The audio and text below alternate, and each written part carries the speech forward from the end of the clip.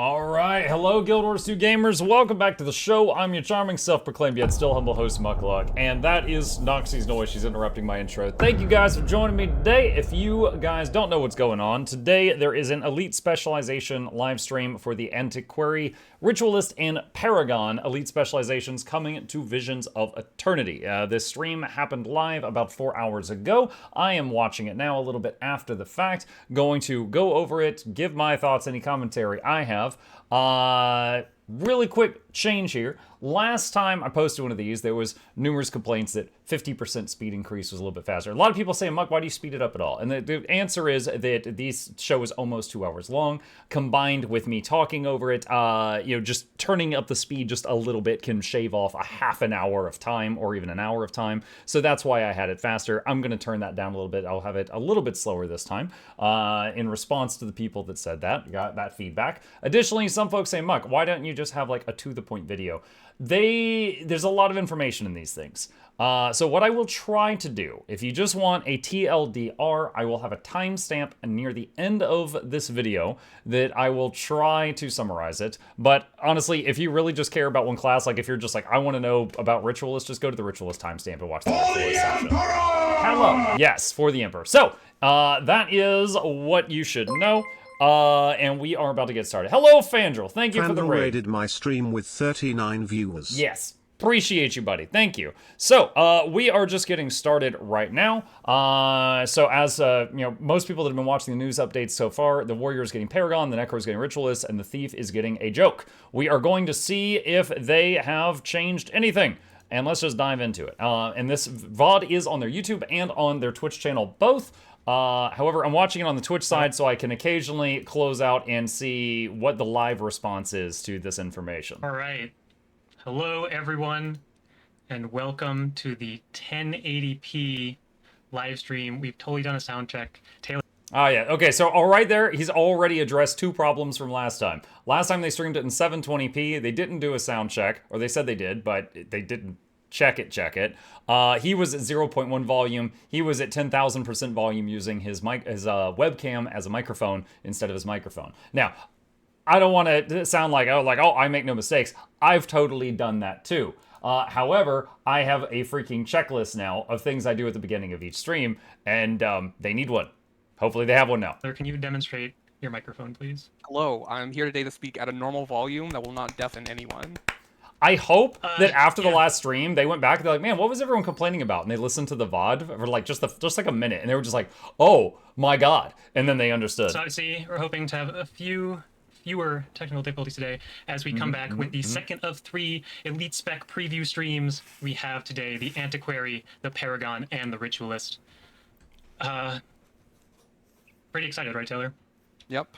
Excited to, show off some specs that, people have been waiting for a while, and, a new one that, it's a surprise to many people.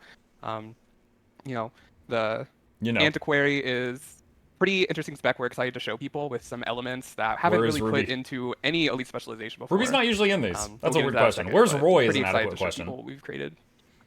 Yep, and as always, keep in mind we're, building up toward the beta. There's going to be a lot of things that aren't quite finished yet. We're still doing some final polish, doing some final balance tuning, even tweaking a few traits here and there. So, on this stream, you'll see some temporary text, a lot of things that might not look as optimal as they will once we get down the road to launch, but the idea is that we're getting these to a point where they are very much playable and in a place where we feel pretty good about a lot of the mechanics. I'm not saying that everything's going to be perfect, but we're going to try out some crazy stuff. Some of it's not going to work. We're going to go back after the beta between then and launch and make some additional updates as needed. So just keep that in mind as you're watching this today, as you're playing through the beta. We're definitely looking for that feedback from all of you to see like what is working, what isn't working, like what needs to be improved, and we'll definitely That's something I'll encourage as well. The beta weekends have sometimes led to some major changes. That, like, for example, the first version of Revenant Spear that we ever got to play with as players was very, very bad. And, like, mechanically, it still works pretty much the same, but it was very, very weak. And a lot of people complain like, yo, this is very, very poor numbers, and they buffed the hell out of it. Now maybe, I don't know, maybe it went to too strong after that. But my point is that your feedback on these beta events can influence changes if they hear a lot of it on something. So, and B, you don't need to be like curt or, impolite or anything like that. But if you're just like, yo, I tested this out and I think this is a huge problem, putting that on the forums can lead to changes. So yeah, I encourage it. See some changes between beta and launch. But anything else you want to mention, Taylor, before we hop right in? No, I think covered it, All right. I hope everyone is hydrating and ready. I will be talking more today, so ready to go.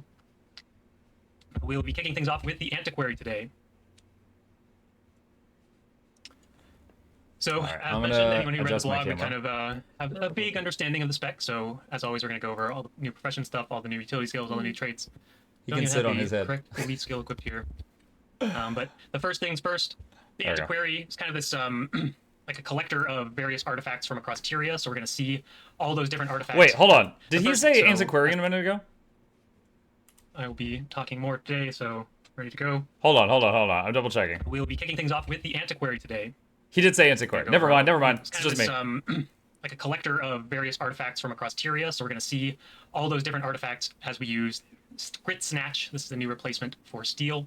This is going to be a range. I'm sorry. Didn't they call it Pilfer in the previous blog post they did? Didn't they say it was called Pilfer? Did they change it already?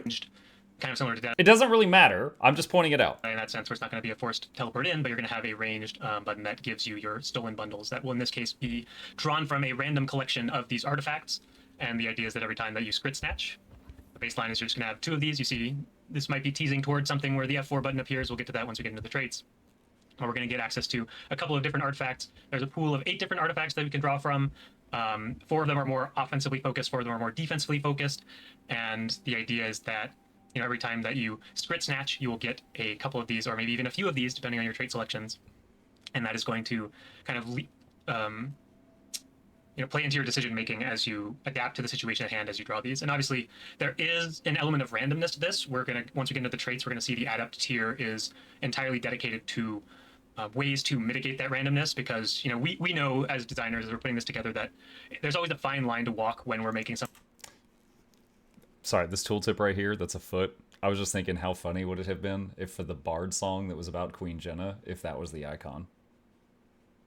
Just a thought. That has a little bit more inherent randomness than other things that just don't have any. And we want to make sure that there's opportunities for this randomness to exist and kind of that fun, moment-to-moment decision-making to happen without having, like, too many low-roll situations that feel really bad, or, like, really high-roll situations that blow out, so that, when you're trying to do your DPS benchmark and you get your 1% high roll, that is your, like, 80k DPS or something, that's not really what we're going for. There will be some things that are slightly more powerful than others, because that is going to just play into, there's going to be some skills that are just raw damage and some that have a little bit more utility baked in. Or we'll see, like, as we get into the traits, there's some mitigation there, and then we're also going to be keeping a very close eye on this as we get into the beta and all the feedback around this, seeing like how much of the randomness works, how much maybe we need to have a little bit more mitigation in their baseline. We'll see how it goes, but the idea is that we have kind of a wider collection of really powerful stolen bundles, and every time that you steal, you're going to get a couple of these or a few of these. So we're going to run through all of these. I'm going to use some developer cheats so that the stream doesn't take a while to go through all of them, because you never know what you're going to grab, but I'm just going to give myself some. I guess it's worth mentioning, every time that you steal, you can use one of these 2 bundles by default. Obviously, if you have improvisation, that's going to let you use another one, and there might even be a trait that allows you to use a 3rd stolen skill every time that you pilfer or Grit Snatch. So we're going to kick things off with all of the offensive bundles.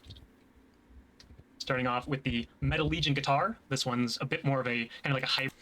Rock out with your guitar, damaging and applying conditions to opponents around you. Then slam the ground with the guitar, damaging and stunning opponents in the area. So the condition appears to be confusion, and there's a 2-second stun on the end, 3 pulses. Okay, so confusion, hit, and then stun. Pretty damage and a little bit of CC in there as well. So we're going to walk over here to some of our enemy golems.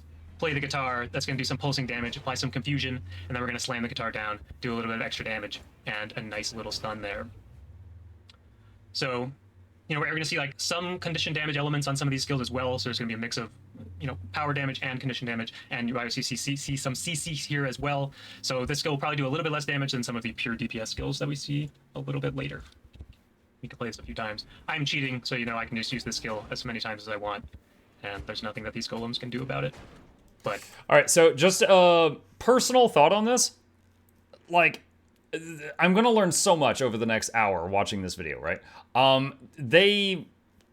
With the Antiquary, the way that they've made it, right? They can dig up anything. I've already seen Exalted Hammer. We know that there's a chalk shield or something. Like, they can just make up, like, oh, let's give them an Iron Legion bazooka. They can just dig up whatever, just anything from the lore in the world, just pluck it out and just give it to Antiquary, and they can just do that.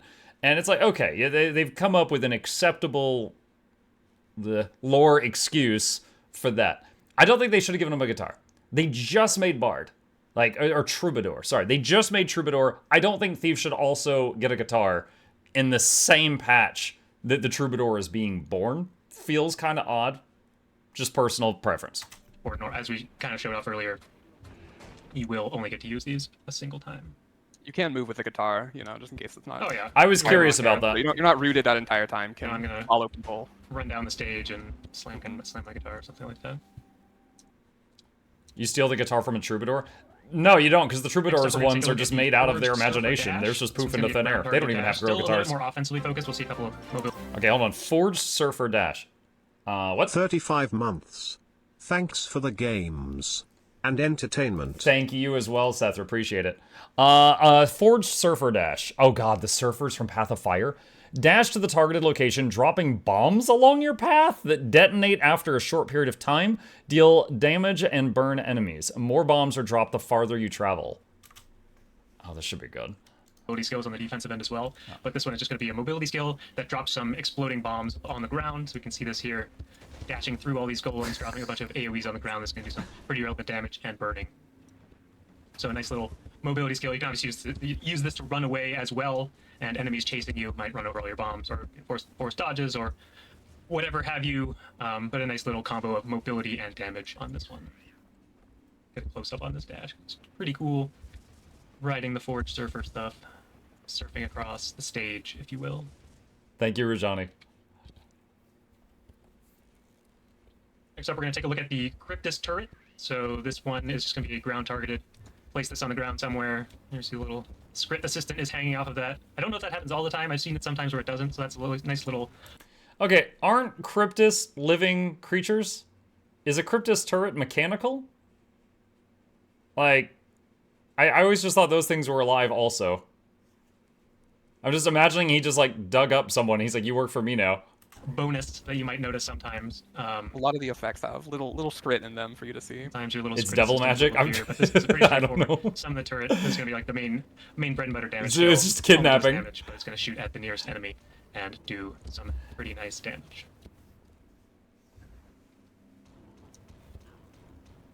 Obviously, you can deploy this at range. Not your friends, it won't attack them, but you can try your best, I guess. Next up, we have the Mistburn Mortar. This is another one of the pretty aggressive damage skills. This one is going to fire off and create an area that is pulsing some burning. Oh god, the great. I actually have trade on right now. Okay, why does that item exist?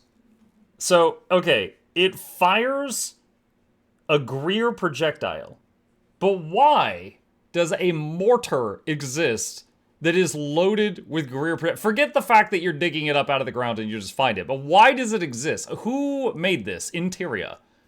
Who made this thing? Why not? Because I care a little bit, all right? Like, this class is just so, like, it just really feels like they are 10 shots deep and they just stopped caring about lore. It's going to be a nice little ranged pulsing field. Bothers me. Does some burning, does some damage. Nice little well of whatever you want to call it. But it's again, going to be one of the more powerful offensive skills because it is just a raw damaging ability.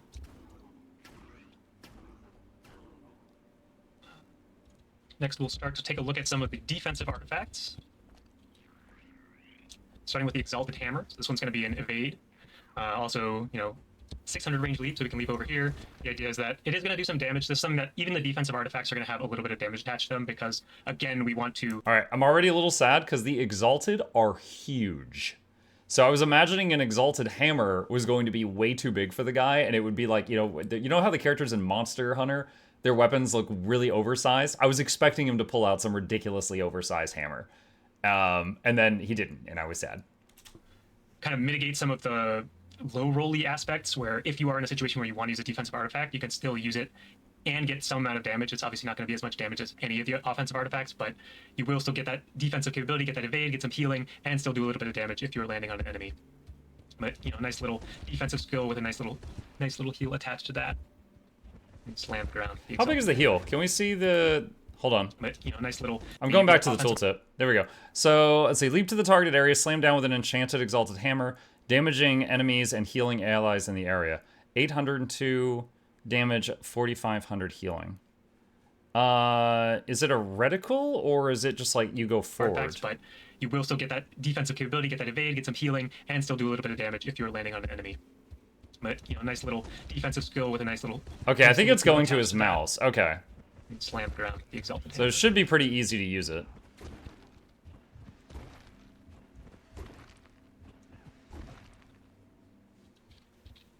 I'm also curious, hang on a sec. Because I know there's a lot of placeholders right here. Yeah, that's not even the graphic for an Exalted Hammer. But it might be a placeholder. It might be a placeholder. Hold on. Let me see. Maybe, well, you know what? Maybe I'm thinking of Auric Hammer. Okay, I guess when I thought Exalted Hammer, I was imagining these suckers. And maybe that's not the same thing. Okay, that might be on me.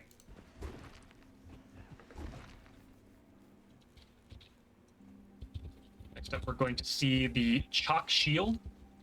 So this one is more of a projectile destruction. This one we saw in the video skills. before. Drop down, we see our little Scrit assistant helping us out here, creating the barrier that's going to destroy projectiles. This is also going to pull... So notice when he moves, the bubble doesn't move with him. It operates in the same way that, like, the shield works for the baby siege turtle for Ranger. When you drop the shield, it stays in that location even if you move away. Some damage to enemies in the area. It's also a light field if you find some use for that, you know, combo through it. If you really want to, but the big thing here is that this is going to be that powerful projectile destruction defensive skill. Close up on our little friend here.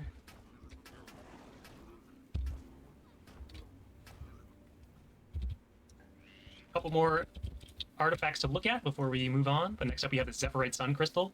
This one's going to be a stun break, also another one of those ground targeted dashes, and it does have a little bit of a burning attached to it at the end here. But, you know, you can always use to get away. Or dash in. So movement skill with a bunch of combos on the end of it. Evade if you're going kind of max distance, and then we're also going to have that nice little burning explosion at the end. So again, stun break as well, and then long distance dash with evasion. Pretty powerful defensive skill.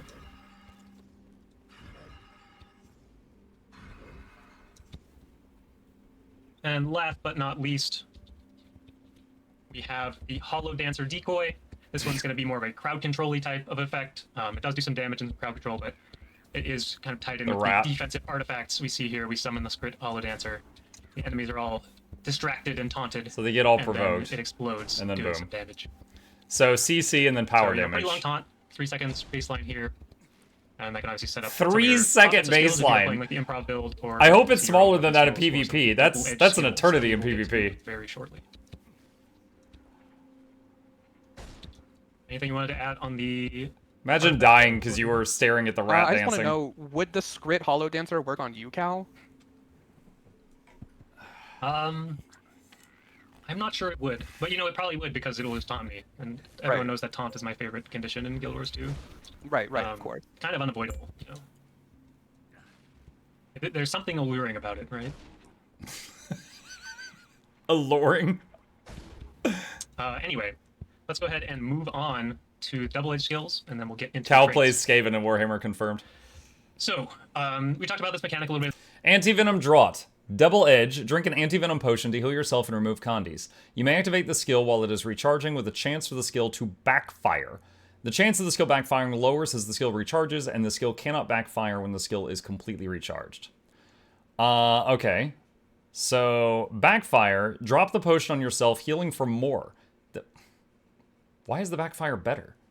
The cooldown of this skill is increased, and you cannot reactivate this skill until it is fully recharged again.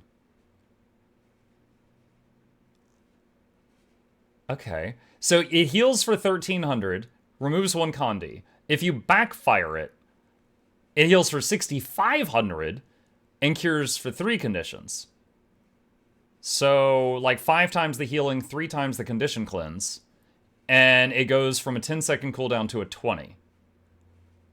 Does self-damage? No, it doesn't. It does triple the self-healing. Or like 5 times the self-healing. It says you drop the potion on yourself, healing for more. So it's like instead of sipping from the bottle, you accidentally drop it and the bottle breaks on you and you're covered with the healing potion. It's that kind of thing. In the blog as well, where the double-edged skills are essentially... The best way to describe them is kind of like a flip skill, where there's 2 parts. There's the baseline that you'll always Surprise use the tooltip initially, is bad? and then there is the No, I think I can... Unless I'm missing something, I see all the information I need here. secondary component, which is called the backfire. And the way that this mechanic works is, after I use the skill, it's going to do, what it does. And then as it's recharging, you have the opportunity to use the skill again. And the idea is that, in this, right there, I didn't get the backfire, so I was able to use the base skill again with essentially no downside, or on a shorter recharge than is typically intended. And that's going to be based off how much of the skill recharge is left. So if there's 50% of this recharge remaining, then I have a 50% chance to Also see backfire. barrier on him. And in this case, I did get the backfire, and then it goes on full recharge. You can't continue to activate it as soon as the skill has backfired. So a lot of these are more of a risk-reward that we'll see on some of the utilities. Yeah. But I was thinking for the heal, we kept it pretty straightforward. It is more of just an all upside, where, excuse me, you can just use this button. You'll probably just press this button back to back because you want to get that big heal, get that big cleanse. But there's going to be a lot more decision making as we get into some of the rest of these skills here. This is just a good example of like how the mechanic works, and there's really no downside to backfiring, but we are able to, have that, I guess, extra decision point, because there will be times where you just want like this sustained heal, and maybe you press it with like 3 seconds left because you think, okay, well now I get a pretty low chance of getting that failure state. I can just use my heal a little bit more often than I typically can. And then sometimes you are going to want that double tap, more likely to backfire. I didn't even backfire there with a 70% chance. Quite lucky. Wow, I'm just on a roll today with my... So, we will see some of that as we get into the utility skills as well. There's going to be a lot more powerful downsides, I guess you would say, or a large opportunity cost of some of these backfire skills. But the idea is that, the baseline is there is just this skill that you press, and it gives you a baseline effect, and then you can just ignore the mechanic if you want to and never risk backfiring. But there is always going to be like, you can save a couple seconds off your cooldown and have a pretty low % chance for something to go wrong. One thing I think would be nice is if the skill backfires and you can't use it again, make the number for like the recharge, make it red or something. Because if you're like looking here at the battle and you use your heal or something and you use it again, you might not catch if it backfired or not. And then you're looking down at the toolbar, you can't see if it, like, if you missed the moment and then you look down at the hotbar, you can't see if it had backfired already or not. I would like to see that. Maybe you want to roll the dice. So again, anti-venom drop, pretty straightforward. Small heal and Condi removal on a low cooldown, or you can go for that backfire, get a big heal, big Condi removal, and it'll go on a longer cooldown when that happens. Next up, we'll take a look at the Stone Summit Cannon. So this is going to... Summon a Scrit to fire a Dwarven cannon at the targeted area, damaging and inflicting conditions on foes. Did Guild Wars 2 dwarves have cannons? I played Guild Wars 1, but it's been so long. I don't remember if they did. They did? They did. Okay, chat says they did. All right. Summon a script to fire a Dwarven cannon at the targeted area, damaging and inflicting conditions on foes. You may activate the skill while it's recharging with a chance to... Okay, usual backfire blurb. Damage 3 times and then burning. Okay, so pretty high power and burning numbers. 900 range, 180 radius. After a short period of time, the cannon... Okay, so the backfire is... The cannon misfires, damaging and inflicting conditions on you and nearby enemies within range of the summoned script. So it's after 2 seconds. So if you notice it's backfiring, you could try to, like, roll away or something. To conjure another script helper to kind of fire this cannon. We're going to see it does a pretty big AoE burning, AoE damage. Oh, and I got the backfire there right away. Okay. I'm just going to show the skill off a few times. The rats of the backfire. That's funny. We do see just a pretty strong DPS skill here. Big damage, big burning, long range. 900 range, more of that mid-rangey type range. But then we did see the backfire there. Let's just show it off. Yeah. Real time. The idea is that the cannon itself kind of does a backfire, so the sprit's like, Woo! what's going on, and it explodes, and it does a bunch of damage. Notably, this will deal damage to yourself as well, but it is pretty easy to walk out of, as we saw, so we're just going to fire that off. I'm going to walk out of it. These golems are going to stand there, and they're going to get hit by an even stronger burst of burning and a bit of damage as well. So, this sets up really well with... Dude, the CC antiquaries skills for, are going to, other like, players CCing cull for the you, script or bosses population. that typically don't move very much. Pretty low risk because it is, once again, there got a pretty rapid succession of multiple uses of the base skill into that backfire. It's very easy for you to walk out of it, so this one, again, is pretty low risk. Dude, the and Snowcrow's if you're build for looking this is going to be burst hit the of button damage, it might be every something time you you wanna press can, back-to-back. no matter how much I think backfires do you a get. close up on the script during the backfire. Oh, Just yeah. make sure that Yeah, everyone yeah. sees what's going on there. Getting incredibly lucky again. He got blinded, so they didn't see it. Showing up one more time. No. What's going on? There's something wrong with this. And then... If you were playing this spec with the goal to do the most damage, what would your number be, Cal? What percent chance would you be risking to do the backfire? Because I think, normally taking like a 10% chance with like a second left on the cooldown seems pretty good. Get a lot of value sustained, but... Well, I mean, this skill doesn't go on a longer cooldown, so I'm just double tapping this all the time. Right. Because, I can press W and I can walk out of this. That's no problem. Oh, Or maybe it they're all gonna doesn't CC me, increase and the... it's all gonna go, Why? it's all gonna go wrong. Huh. So, okay, so they all Next don't up, behave the we'll way take the a heal... look Hold on. at the... Okay, so the healing skill gets 10 seconds added onto the cooldown if it backfires. But that's not across the board. That's not for all backfires, apparently. Okay, Inquest Portal device, Shadow Step to the targeted enemy, damaging and inflicting conditions on enemies at the target's location. I think this was the ring we saw on the ground at the end of the blog post. You may activate the skill while reach blah blah blah. Okay, so 400 damage, some vuln, number of targets 5. The backfire is after shadow stepping, you're knocked down. You can reactivate the skill again to be fully charged again. You are not, wait, what? So 300 CC on you? Self knockdown 3 seconds. Inquest Portal device. So this one's going to be a bit more mobility as well. We're going to see it does Shadow Step, does a little bit of damage, a little bit of vulnerability, kind of like that setup, dash in, kind of that scene of infiltration type skill. And then the backfire, this is a pretty powerful skill that if you could use it back to back, so there's a pretty big downside here as well. If you do backfire on this Shadow Step, I didn't because I waited a long time, playing it safe. But here we go again. That's going to knock you down. So this is more of a... You just walk in, bonjour. If you are, They're like, porting away yo, from somebody what? and then you need to port away again. What are you doing? You're obviously going to get knocked down, maybe combo with a stun break, or you have stability. There's definitely options with this skill, but a lot of the time you will probably just use the front half of the skill, and then the backside will be purely for emergencies. Or, maybe you can get really lucky and Shadow Step multiple times in quick succession. You gotta be ready for the backfire because life comes at you fast. Porting in but getting knocked down, that seems maybe not the best thing to happen to you. So it's definitely a high risk, but again, a very powerful effect, being able to Shadow Step multiple times off one skill. Yeah. So we'll see that again as we get into Shadow Step, Shadow Step, stun self, stun break, Shadow Step.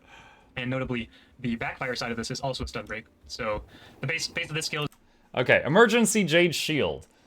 Break stuns and summon a Jade Shield that applies barrier to yourself. You may activate the skill while it's reaching blah, blah, blah, blah, blah. So 2400 barrier and a stun break. 15-second cooldown stun break. That's amazing.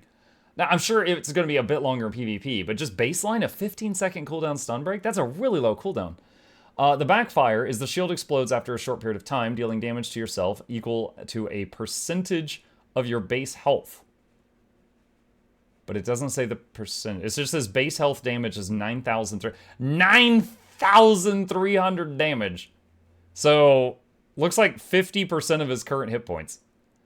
Damage 800, barrier 2400, number of targets 5, radius 180.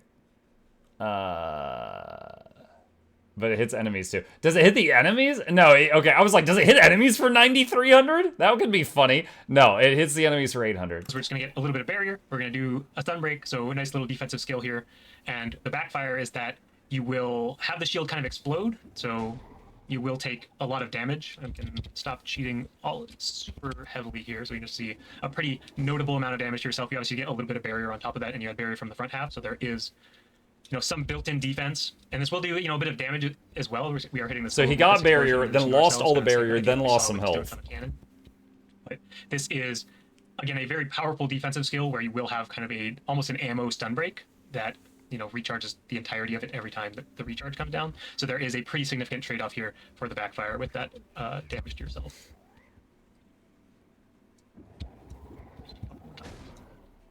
So something that you could potentially combo off the portal device as well. Maybe you port in, and then you realize you need to port again, and then you can even just use the front half of the Jade Shield to break out of that's done. And last up here, we have the Canuck coin toss. So the fun little coin flip animation here. What? Okay, hold on. Flip a number of enchanted Canuck coins. Gain effects based on whether they land on heads or tails. You may add... Oh, dude, I described something similar to this, but with dice, when I was guessing how this class was going to turn out. I was like, that you could have when we all saw the cards, I was like, oh, it's going to be like a gambler. And then one of the ideas I mentioned was like, what if you drew cards in the air above you, like, Twisted Fate in League of Legends, or you had a dice roll above you, something like that, and then just each thing did something different. Okay, so coins tossed 3. Heads gain initiative and convert conditions on yourself to boons. Tails gain initiative and remove conditions on yourself. Okay. So you always gain initiative, and if you roll poorly, you remove conditions. If you roll well, you convert the conditions into boons. Okay. The backfire is flip cursed coins. Gain initiative and remove... Wait. Heads gain initiative and remove boons from yourself. Tails convert boons on yourself into conditions. Dude, I think this is the worst one for backfire. And the idea is that things are going to happen based off of whether you flip heads or tails, and there is obviously some baseline here. So we see the front half of the skill, this is going to be more of just a initiative and condition removal skill, and if you win that coin flip, each time you win that coin flip, you'll get a little bit of an extra initiative bump and a condition converted to a boon, as opposed to just a single initiative and a condition removal. But for all the statisticians in chat, you guys can do the expected value of a coin flip pretty easily, so you can see that maybe you end up with 1.5 initiative every time you flip a coin, so 4.5 initiative every time you use that skill, and you'll convert 1.5 conditions to boons every time you press the button. But this is just more of that. Again, condition removal initiative lets you do a lot of things. If you flip 3 heads, maybe it should even give you an additional bonus initiative because you got that 1 in 8. But currently it doesn't. That's just a fun aside. But you will still get 6 initiative back, and converting 3 conditions to boons on a pretty low cooldown. So a nice little initiative skill here. Then obviously you can reactivate this again. If you do backfire, we see the red coins here to indicate that something terrible has happened. This is going to be another example of like more of a break in case of emergency, because there's going to be a pretty significant downside here, where when you reuse this skill, you will always be removing boons from yourself. And when you lose the coin flip, you will even convert those boons into conditions, but it will be more of that emergency, more initiative button. And this one, the risk reward probably quite isn't there yet. We want to maybe crank up the initiative on the backfire side so that you are, getting something for that, removing boons from yourself. Obviously, not something you want to do very often, but we do want to find the right balance for these backfires where they are actually decision points where you choose whether or not you actually want to use this secondary component of the skill. Okay. And last up, we have the Elite Scrit Shuffle. Summon a Scrit assistant at your location that grants you artifacts every interval as long as you're within range. I'm imagining, like old cartoons, like Looney Tunes and stuff, when they're like digging through a pile of stuff and they're just throwing it back over their shoulder. I'm just imagining that, and then he's just catching all the items and using them.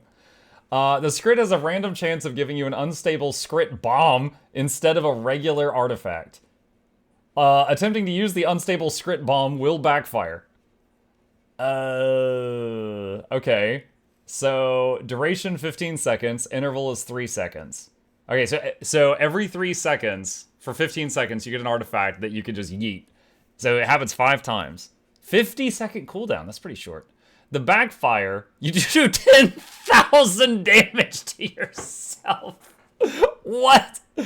Okay, so you do 1,500 damage to enemies, and then 10,400 to yourself. And then some stun break. So it's 50-50, right? So you're gonna every 3 seconds you're gonna get 2 buttons, and if you click the right one, it's something positive. If you click the wrong one, boom. skill here, the Scrit Scuffle. I'm gonna take a quick water break as people read very quickly. But the idea here is that we're gonna create an area where the scripts they're just going wild, digging up everything, and we're gonna see here. Some of them are just cheering. Every 3 seconds, we're getting essentially a new set of artifacts. Sometime we're gonna get this unstable script bomb, and this one is kind of a this is something that you can use to set up yourself or your allies. You know, you can stun break out of this kind of like that headbutt type of self CC and enemy CC. It's supposed to be more of like a downside as opposed to just getting like the artifacts that you want. So it's intended to be a little bit less common that you'll actually use that skill, but there are going to be situations where, you know, that is a pretty powerful CC effect. I wonder if you have to remain in that circle to get artifacts. New artifacts for the duration of this skill, and we can be firing them off, getting new artifacts. That's going to be pretty useful. You as we do? get into some of the traits that care about using artifacts. Don't want to dash out of the radius because that will prevent you from getting. Oh, the next there he goes. artifact. He just said it. So it's pretty powerful. So you essentially get to steal 5 times. Is the elite skill here? Yeah. So let's just get right into the traits because there's a lot of things that care about artifacts, and there's a lot of. What's things the other that, utility? You only show 3 RNG utilities. mitigation as well. I'm going to put on improvisation because that is my favorite way to play with the Antiquary at the moment. Because again, that does give you the extra artifact uses, and we'll see even more artifact uses as we get into some of these adept traits. But starting things off, here's the trinket collector. What was the other one? Ah, shoot. Hold on, I spaced. What was the other one? There was the shield. Oh, the shield was the coin toss. Okay. Yeah. All right, never mind. I use my heal skill, I get artifacts, and there's a lot CC effect. Pretty useful. Still it's because again, that does give you the extra artifact uses, and we'll see even more artifact uses as we get into some of these adept traits. But starting things off, here's a trinket collector. Alright, steal is replaced with Scrit Snatch, allowing you to pilfer from enemies. Successfully pilfering grants 2 random artifacts. Only 1 artifact may be used each time you pilfer, and pilfering overrides any artifacts you already have. Here explains the specialization. You can kind of scroll through all the different artifacts here. We'll come back to all of those later for all the screenshotters. Magpie's Defense, grant yourself barrier when you use a healing or lead skill. So you always get this, but it's got a 20-second cooldown. Some people may have noticed the Magpie's Defense triggering as we were kind of showing stuff off. This is going to say when you use your healing skill or elite skill, you're going to get some personal barrier. These are separate cooldowns, so I use my heal skill, I get some barrier, and I then immediately use my elite skill. It's kind of okay, like it's kind of clever them having Magpie incorporated into this because they're birds that collect stuff. They always have all kinds of weird stuff in their nests. Get some additional barrier, so nice little self-survivability defensive trait there. Keychains, wallets. And then right away, the Enterprising Aristocrat. Gain initiative whenever you use an artifact skill. Every time you use an artifact skill, you're going to get some initiative back. So here, immediately, we see like a big value with the elite skill. You're going to potentially get back 10 initiative every time you use your elite, and there's even more opportunity to get even more stolen skills. We'll get to that very quickly. Starting off with the RNG mitigation, some people probably noticed here, we got the reshuffle here when we selected the card swap adept trait. Redraw any artifacts you currently have in your skill slots. 5-second cooldown every time you reshuffle your artifacts, initiative. which is now a skill that you have, you can spend 2 initiative every 5 seconds to redraw. Condi cleanse when you do it. That here. This won't redraw empty slots, so I have improvisation equipped, which means I can use both of these. So if I find it odd that the class icon is the deck of cards, and so far the only time we've seen those cards is a trait that you might not even take. I do use the first artifact here. My improvisation not work as intended. You break something, Taylor? Wasn't me. Nope. Okay, it worked this time. So we'll look into that one. But now see, when I reshuffle, I only get to redraw a single artifact because that's the only artifact that I had remaining. And this is also going to give you a little bit. It's in a minor trait. What? No, what? No, it's right here. You have a choice of 3. Condition removal. So just a powerful defensive trait as well. Every 5 seconds, you can spend 2 initiative and remove a condition from yourself. The previous one. Yeah, they've got an icon of the cards here, but the cards have. I'm just saying the cards have nothing to do with stealing or pilfering random artifacts and stuff like that. Like the cards have nothing to do with that. Here they call it reshuffle, and you are redrawing new options. So this is the first time it kind of makes sense, and it's not like baked in. Next up, we have the split deck. This guarantees that you'll get an offensive artifact and a defensive artifact every time you steal. This is something that we're really considering. This one should maybe even be baseline to the spec, but we want to see how it plays in the beta first, because this is going to be like a big reduction in those cases where you really need a defensive artifact and you just draw 2 offensive ones, and that feels pretty bad. And similarly, when you're just looking to maximize your damage and you draw 2 defensive artifacts, this is going to prevent you from doing that. Maybe that's just be how the mechanic works in the first place, but we're going to see like how it plays in the beta, because there is like a couple more. The bottom trait here is even more powerful, so maybe it needs to have that extra layer of randomness on top of the Prolific Plunderer. But again, you know, play with it during the beta. Let us know what you think. We're definitely thinking about Prolific Plunderer, you gain an additional artifact slot. So then you get a choice out of 3 artifacts. Okay. So either the ability to reshuffle, which comes with a condition cleanse but costs 2 initiative, the ability to always have 1 offense, always have 1 defense, or have 3 options. that type of thing already, where maybe you should always draw an offensive and defensive, and there could be some alternative RNG mitigation on this trait. Next up, we have Prolific Plunderer. This gives you an additional artifact slot, and you can then use an additional artifact every time you pilfer. So now I have Improvisation, and I have Prolific Plunderer, which means every time that I get 3 artifacts, I can use all 3 of them. Potentially very powerful, because again, we have Enterprising Aristocrat. Every time I'm using an artifact, I'm getting initiative back. This is definitely, you know, my favorite way to play, because you just get to use all the fun toys, and you get a bunch of initiative back, which means you get to use all your weapon skills a bunch. It's pretty fun. What do you think, Taylor? Yeah, I think I also prefer just like max randomness here. You know, as many slots you don't really get, but you gotta operate on the fly. You know, just take a quick look what you stole and then use them in combat. Have to really be on your feet when you play the spec, especially with this trait. So I think it makes the spec a lot more interesting when you take it. And of course, that does make it more likely that you always draw an offensive or defensive, but it will not guarantee that, as Split Deck does. Moving into the Master Tier, we're going to start with Scoundrel's Luck. So this is kind of this plays. When you use Scrit Snatch, letting you gain Scoundrel's Luck when you use Scrit Snatch, letting you use double-edged skills on cooldown without triggering their backfire. Your next double-edged skill used on cooldown will always be successful, regardless of the remaining cooldown. If used on Scrit Scuffle, it instead reduces the chance of obtaining an unstable Scrit Bomb. So you could do Scrit Snatch and then like double teleport and not risk, you know, stunning yourself. Into the backfire mechanic, the idea is that every time that you use Scrit Snatch, the next time you use a double-edged skill that is recharging, it will guarantee that you get the front half of that skill again. It will not trigger the backfire. So that is potentially very strong with, you know, one of the skills that we showed off with those more detrimental downsides with like the Emergency J Shield or the Inquest Portal device. That means I can, you know, use my Scrit Snatch. It's difficult. I just say steal all the time, and it's confusing. But then we can, you know, port in, and then we can immediately port again, and that's going to guarantee that we're not going to get knocked down there. Then we can even port again, and, you know, probably get knocked down. But it does give you essentially 1 free Port splat. of a backfire to avoid a backfire every time that you steal, which is potentially very strong with, you know, especially these 2 skills, but all the skills except for probably the heal. You probably don't want to use your heal to use up your Scoundrel's Luck. Next up, Meticulous Custodian. This is just going to improve. Your artifacts have improved effectiveness. Oh god, it's got 8 pages. Okay, so this adds something to all 8 artifacts. All your artifacts. So again, this is a great trait with the improv build where you are getting 3 artifacts every time, able to use all 3 artifacts every time. We can kind of scroll through here. Metal Legion Guitar getting more damage, more confusion, additional stun duration. How did the legal team allow him to use the word snatch? Oh, come on. They did haboob last time. Forward Surfer Dash, we're going to see more damage, more burning. You know, Misper Mortar, same thing, more damage, more burning. Just improvements to all of the artifacts here. The Chalk Shield, a little bit more duration, a bit more damage as well. Exalted Hammer, going to do some more damage, do some more healing. It looks like the healing number is incorrect on this specific instance, but it will be larger than the one that we saw on the initial skill in-game. And the Cryptus Turret obviously doing more damage. Hollow Dancer doing a bit more damage. The radius here is going to be larger, so even more likely to trap enemies inside. And the Zephyrite Sun Crystal going to do a little bit more burning at the end of that dash. So, you know, the more that you're using artifacts, the more that you might find this trait valuable to make your artifacts better. Makes sense to me. And last up, we have Exhilarating.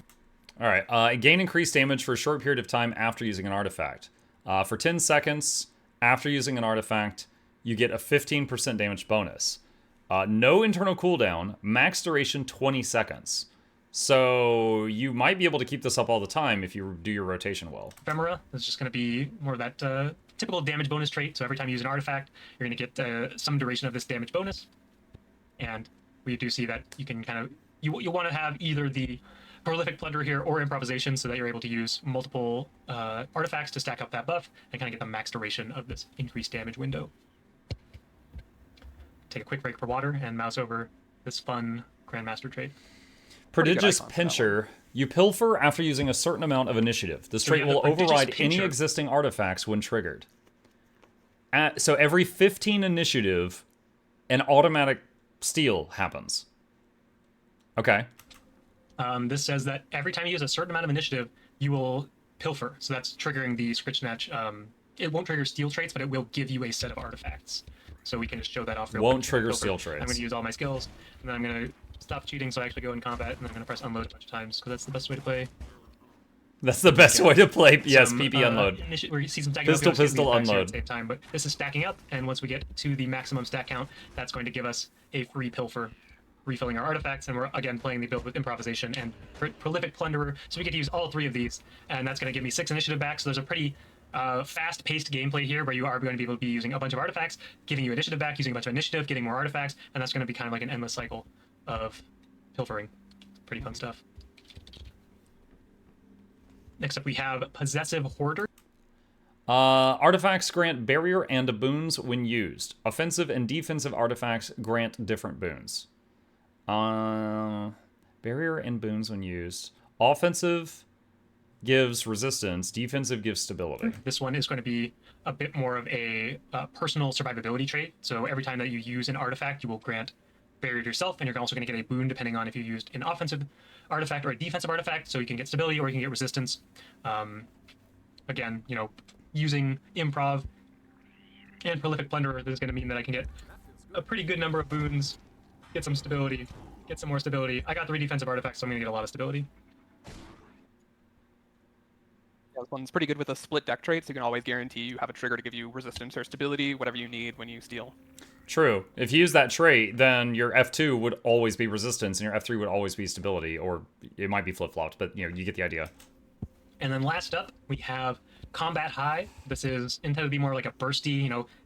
Gain combat high when you use Scritch Snatch, increasing your outgoing strike and condition damage. Lose stacks of combat high every interval. Okay, so combat high is 20 seconds, and at max stacks, it's plus 30% damage and condition damage. Each stack is a 3% bonus. You lose a stack every 2 seconds. Gain combat when you use Scritch Snatch. Every 2 seconds, you lose this. So, I guess after you use the ult, you would get like, you know, this would go off like 5 times. He's allowed to do burst damage, so here's the trait that's going to do a lot of burst damage. We're always going to get a bit more sustained damage from Prodigious Pincher, just getting that increased value over time. But Combat High is going to give you a big burst of damage that every time that you Scritch Snatch, this is going to give you 10 stacks of this buff, Combat High, that says increased damage. So we see the baseline as you start at. This is a very large number. It's going to be obviously... Oh, wait, you get 10 stacks whenever you use the... So, okay, I thought you got 1 stack whenever you steal, and I was like, how do you get this built up?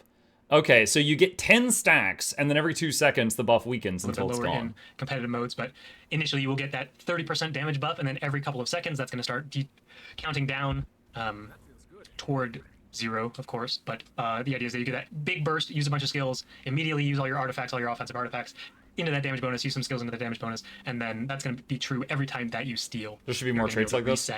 I liked it. That's a good system. Yeah, so that's all we have for the Antiquary. A lot of really fun stuff here, and a lot of really cool ideas. And you know, we talked a lot about the randomness. When he finishes this section, I'll pause and talk about on like how these things play, how much more mitigation do we need to make sure that the lows aren't too low, and making sure that, you know, we don't want the highs to be too high, because we don't want those situations where you do feel like not getting the highest high roll is actually a low roll. But we are trying to find the right balance of those things as we go into beta and of course beyond. So I'm just going to do some quick hovers for all the things, for all the screenshotters while we wrap up. And Taylor, if you have any last things to talk about as I click through all of these artifacts. Yeah, I saw, you know, some questions around the self-damaging parts of the backfires. Those only damage yourself. They do not hurt your allies. So, you know, if you do the mortar and get a backfire, that'll only hurt you. Hey, just a second I know here. some people might be sad about that, but... and also some other questions. I think with regards to like roles of how this fits in places, and you know, boons and PvE especially, I think, you know, we have ideas correct around, you know, maybe this does need to be fit into an alacrity or quickness role. We're specifically interested in the beta to see kind of the core gameplay loops, specifically with like the RNG mechanics, how backfires play, as Cal mentioned, the add-up traits. So that's kind of like the focus around our feedback, but we're also keeping an eye on like, is there a way that makes sense to add, you know, some alacrity sharing or quickness sharing, whatever have you, with this spec, to give it some extra niches. We think, you know, the gameplay with the Grandmaster traits should be pretty interesting for just Pincher, as Cal went over. There's going to be like a lot of more sustained artifacts to hopefully give you pretty good damage over time with it. Keep that the Master Tier damage bonus up, but also talk about the Combat High. It's kind of different from some other Thief traits, and this is like specifically a really high burst trait. 30% is a really large number, as you guys are seeing, and the goal here is that we kind of augment how you play. It's a 15% damage modifier over time if you do like quick math, but you should pool your resources and then use them in that burst window, which isn't always something we see Thief specs wanting to do. So hopefully it gives it a bit of a different gameplay, in PvE especially, through this trait. All right, yeah, for sure. And that is all of the things. So I'm going to go back here as we get set up for the Paragon. Okay, so quick pause here. I just want to share my thoughts on this. Overall, the randomness of it looks fun. It honestly does. It looks like it would be fun to play. Fun in the way that, like, being a Looney Tune would probably be fun. Just absolute silliness and chaos and stuff like that. All kinds of crazy stuff going on around you. At the same time, and this is my own personal thing, it looks really silly, which is not something I really want in my, fantasy RPG. I think that, like, if I had made this spec, I think they could have had it do the exact same stuff with a deck of cards. Like, he's got like a magically imbued tarot or a magically imbued deck of cards, right? And then when you draw the cards, you would do different effects. If you drew the ace and the king, the ace is like the cannon, the king would be like the guitar, which would just be like you emanate buffs around you, or you emanate the shockwaves around you and then explode, stuff like that. This, from like a lore perspective, it feels like they gave up. And I'm trying to say that in the nicest way possible. This looks like it will be fun and people will enjoy it, but as a lore enjoyer, this feels like they absolutely gave up. Like, the fact that I can be on any continent and just have a pet rat reach into the, like, why does it even like go to somehow it pilfers either a cannon or an exalted hammer from the enemy's pocket, like, right? So it's like there's 8 artifacts that come from all the different corners of the world, and there's always 2 of them in the enemy's pocket at any given time, or in the ground next to me at any given time. Like, if they had instead had, like, magic playing cards that had the same effects, or like a bag of loot, and it was like you reach into your bag of loot and pull out a clutch item or something like that, right? If they had just changed the theme, I feel like it could have been so much better. And again, operationally, I think it could have been the exact same.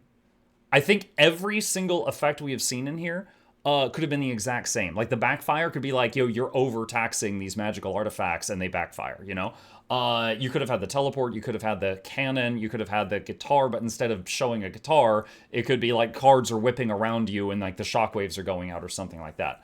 I think they could have made the theme so much closer to Guild Wars than this. This honestly feels like it, like, I don't even want to say anything really mean here. It honestly feels like the person who made this does not care about the continuity of the game. They don't care about the lore of it. But they did make a fun spec. But it's kind of like, when you bring your kid to work day and then you let the kid make a feature for your product, and then it's just like bonkers. It's just like, okay, let's include that.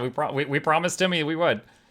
So yeah, it looks like fun. It looks silly. It looks crazy. I look forward to trying it out. Doesn't look like it belongs in Tyria, and I think with a different coat of paint on it, it could have. Yeah, and I think another good question is clarifying the backfire on the elite. The elite you can't activate twice. The backfire is specifically the Scrit Bomb part. I believe you have a 20% chance to get that Scrit Bomb, and when you have the Scoundrel's Luck Master Tier trait, that will cause it so that you have a 0% chance to get the Scrit Bomb, so you're only getting good stuff when you have those synergies going.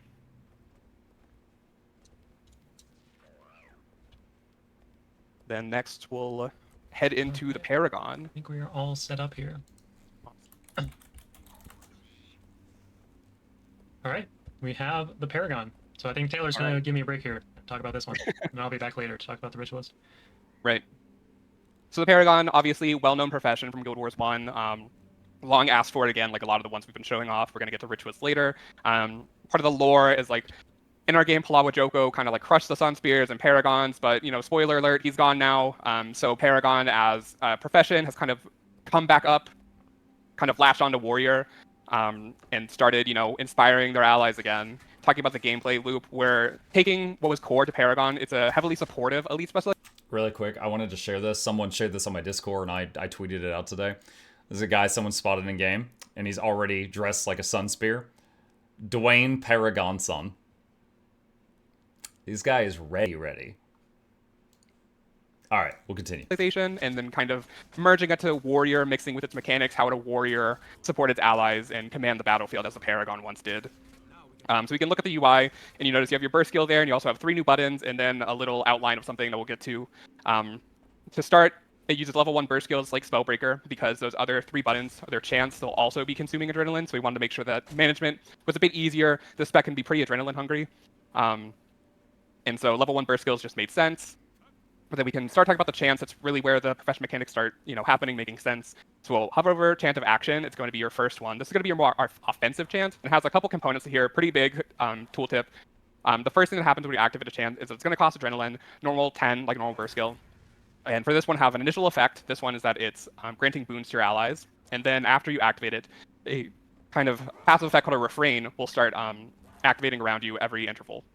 And so there's refrains. You see there's like 3 levels of him. Okay, so Burst Chant applies boons to allies in an area around you. And it says if there's 1 to 3 motivation, it's Might. If there's 4 to 6 motivation, it's Fury and Might. If there's 7 to 10 motivation, it's Fury and more Might. And in initial Might, initial Fury. Okay. I believe there's supposed to be a break right here on this tooltip. I don't think all of this is together. I think there's like a break here. Refrain. After activation, continually applies boons to allies while removing motivation every interval. This effect lasts until you run out of motivation stacks or another chant is activated. Gain increased effects depending on motivation stacks. Based on motivation. So I'm guessing motivation is this sucker right here. Motivation is a resource that you're going to gain when you use a burst skill. So the general gameplay flow is that you're going to turn on a chant, get a bit of I just want to say, props to the devs for this UI thing. This is very simple. It's unobtrusive. It's very easy, in my opinion, to glance down and get the information you need. That's good. That's solid. It's very neat. It's tidy. I would be happy with that if I were a player of this. Motivation to start, then you're going to want to use burst skills or other chants to build your motivation even higher, so you get high levels of those refrains that are going to give pretty strong bonuses, depending on how much motivation you have. That's kind of the core of what this all says. We can move on to the second chant. That's going to be Chant of Recuperation. This one is a lot more supportive. It's going to be your healing one. So when you activate this one, you're going to give your allies a bit of barrier. Chant of Recuperation grants barrier to allies in an area around you. The refrain is after activation, continually pulses healing to allies while removing motivation stacks every interval.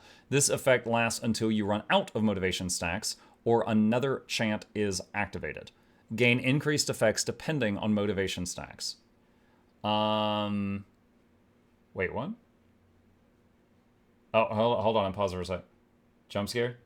Oh, okay. Just confirm. Okay, so Twitch chat said that we had an outage there for a second. YouTube, am I still live on the YouTube side? Just before I continue on. Yeah, this time it wasn't me. I don't know what happened. You're still here. I had to refresh. Okay. All right. I guess there was like an internet hiccup or something. Thank you for letting me know. I think we're good now. Okay. After activating, continually pulses healing to allies while removing motivation stacks after every interval. This effect lasts until you run out of motivation stacks. Blah, blah, blah, blah, blah. Okay. So 1 to 3 motivation, heal allies. 4 to 6, heal for more. 7 to 10, heal for even more and apply resistance. And this down here, I believe, is just the initial chant, which is barrier. To kind of sustain them until the healing pulses can come through. And as you can see, you're going to pulse healing. That's dependent on how much your motivation level is, as well as, at the max, you're going to also be able to pulse resistance. Pretty strong boon. This one, you can see the motivation cost is higher than the Chant of Action, so it's going to cost more and be harder to upkeep. So perhaps, build up a lot of motivation when using your Chant of Action, and then you swap over to the Chant of Recuperation to get those really strong pulses, and so that doesn't completely drain you of the motivation as you use it. And then the last chant that we have is going to be the Chant of Freedom. This one is going to be your more utility. Burst Chant, break stuns from allies in an area around you. So the initial chant is stun break. 360 radius. The refrain continually applies swiftness to allies while removing motivation. So swiftness, same swiftness plus resolution, and then swiftness plus resolution plus stability if you have 7 to 10 motivation. Kind of defensive shout that we have. When you first activate it, you're going to break stun from allies in an area. I'm just imagining some situation where the warrior, the Paragon is your healer, and you guys die, and everyone's like, yo, warrior, why weren't you healing? And he's like, sorry, guys, I wasn't feeling motivated. Everyone's like, I don't know if he's joking or not. It's a pretty powerful effect. And then it's also going to grant boons when you pulse based on your motivation. You can see that it starts, pretty weak with swiftness, but then builds up next is resolution, and then finally have a really strong stability effect. And you can see that instead of unlike the other two, this one's motivation cost is more scaling. The higher the motivation you have, the more it's going to cost. So trying to upkeep that stability is pretty hard, but keeping it at a low motivation change. Yeah, I saw that too. Yeah, the little emblem here, it's changing colors. Like when you're at the highest tier and getting the biggest buffs, it's bright red. level 1 is going to be a lot easier.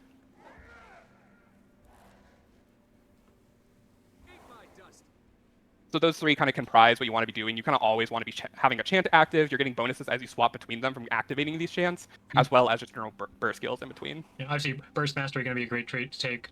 Just give you that refund. You're going to be using so many bursts that refund is going to be even more noticeable, kind of similar to when we see it on Spellbreaker, using burst into full counter into burst, getting pretty good refunds there. And that's going to allow you to really set up that motivation and get up to those high tiers, getting that stability or that resistance, those really key boons. Yeah, I think the thing that you're gonna have to get used to. So hold on, the first pulse of refrain, do you get it the moment you click the button? Easiest way I think I can test this would be go back to when he was healing the golems. Motivation level is, as well as at the max you're gonna also be able to pulse resistance, pretty strong boon. This one you can see the motivation cost is higher than the chant of action, so it's gonna cost. Okay, so right there, this chant does barrier at first, then it does barrier on the chant, and then it does healing on the refrain. So when he pressed the button, did it do healing instantly? You're going to also be able to pulse resistance, pretty strong boon. This one you can see the motivation cost is higher than the chant of action, so it's that's blue, that's barrier. Going to cost more. I don't see harder healing. To upkeep. So perhaps, And there's healing right there. Okay, so no, it doesn't seem to do refrain right when you do the chant. Okay, so my first thought is this one, the far right one, gives stability on the refrain, which means when you click this button, the stability is 3 seconds later. Would really like it to be on the chant. Just because stability and Aegis in the game are you hit them when you need them. Having to do it 3 seconds ahead of time, it would be nicer if it was like, responsive. Build up a lot of motivation when you're using your chant of action. Okay. That we have pretty excellent. I'm trying to go back to where we were. Refund to really set up that motivation and get up to those high tiers, getting that stability or that resistance, those really key boons. Yeah, I think the thing that you're gonna have to get used to when playing the spec is like extra energy management, keeping the motivation up, being able to track how much you have and how much you want to use, so you don't drain too much, so you're able to call on those high motivation chants when you want to. Then we can go into the utilities. The utilities are going to be command. In Guild Wars 1, Paragons had pretty commanding presence on the battlefield. We wanted to extend that to this. These are going to be similar to... Okay. We shall return. That sounds like you're running away. That's kind of like when they... Remember for a long time, there was a Guardian shout that was called Retreat. And they were like, after many years of retreating, we've decided to change the name of the skill to... It was like Advance or something. They were like, maybe we probably shouldn't have builds screaming run away constantly. We shall return. Heal yourself and allies in an area around you. Echo, heal again and remove conditions on allies after a set interval, after 3 seconds, or after you use a burst skill. Some other effects we have in the game, as shouts, the tails we showed on Troubadour, they're going to be ally effects as you use them. And the special kind of hook into this is that they all have an echo. So when you use them, an initial effect is going to happen, and then kind of like your chance, after 3 seconds, an echo will happen. But you can speed up that echo by using a burst skill. So you can use your normal burst skill or your chance, but when you activate that, it'll trigger the echo no matter how much duration had left on that interval. So the correct timing, you can really get it like right back to back, and potentially get a pretty powerful effect all at once. So starting with the heal, we have We Shall Return. first part of it, pretty simple, a lot like ally heals. You're going to heal yourself, heal allies around you, and then its echo effect is it's going to heal for a lesser amount, but also cleanse conditions. Pretty bread and butter what you want out of your healing slot as a support. And again, timing it correctly, making sure you have adrenaline before you use these commands can make it so that you get a lot of upfront value at once. We can move to the other utilities. The first one we have is Find Their Weakness. This one's going to be a more... Command, strike and apply Vuln to enemies around you. 10 stacks of Vuln. Echo, apply 5 might to allies based on the number of enemies struck after a set interval, or after you use a burst skill. So it says 5 might, and then it says bonus 1 might per enemy struck, up to 5 targets. So it gives you between 5 and 10 might to your team. Offensive command, it's going to strike and apply vulnerability to allies around you, and then after the echo triggers, you're going to get might based on how many enemies you struck. And, pretty offensive leaning, of course. It's a lot of vulnerability and might, so it's big swing in damage. And as well, it hits 5 targets, which can be pretty beneficial, especially on this spec. As we mentioned, adrenaline hungry. 5 hits is, 5 more ticks of adrenaline. So this can be a good builder for you. It's a low cooldown.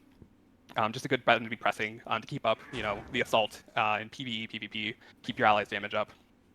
Next, we can move on to Never Surrender. This one's going to be a more defense. Break stun and gain boons. The cooldown of the skill is increased if used to break a stun. So it's a 15-second cooldown for boons, 30-second cooldown if you use it as a stun break. The boons are 3 seconds resistance and resolution. Echo, allies around you gain the same boons after a set interval or after you use a burst skill. Command, you're going to break stun and grant yourself boons. And then there's a little additional effect. You said apply vuln on allies around you. They were too close. Personal space. Obviously, if I said that, I misspoke. That we're trying here. We'll try it in some other specs as we'll see next week.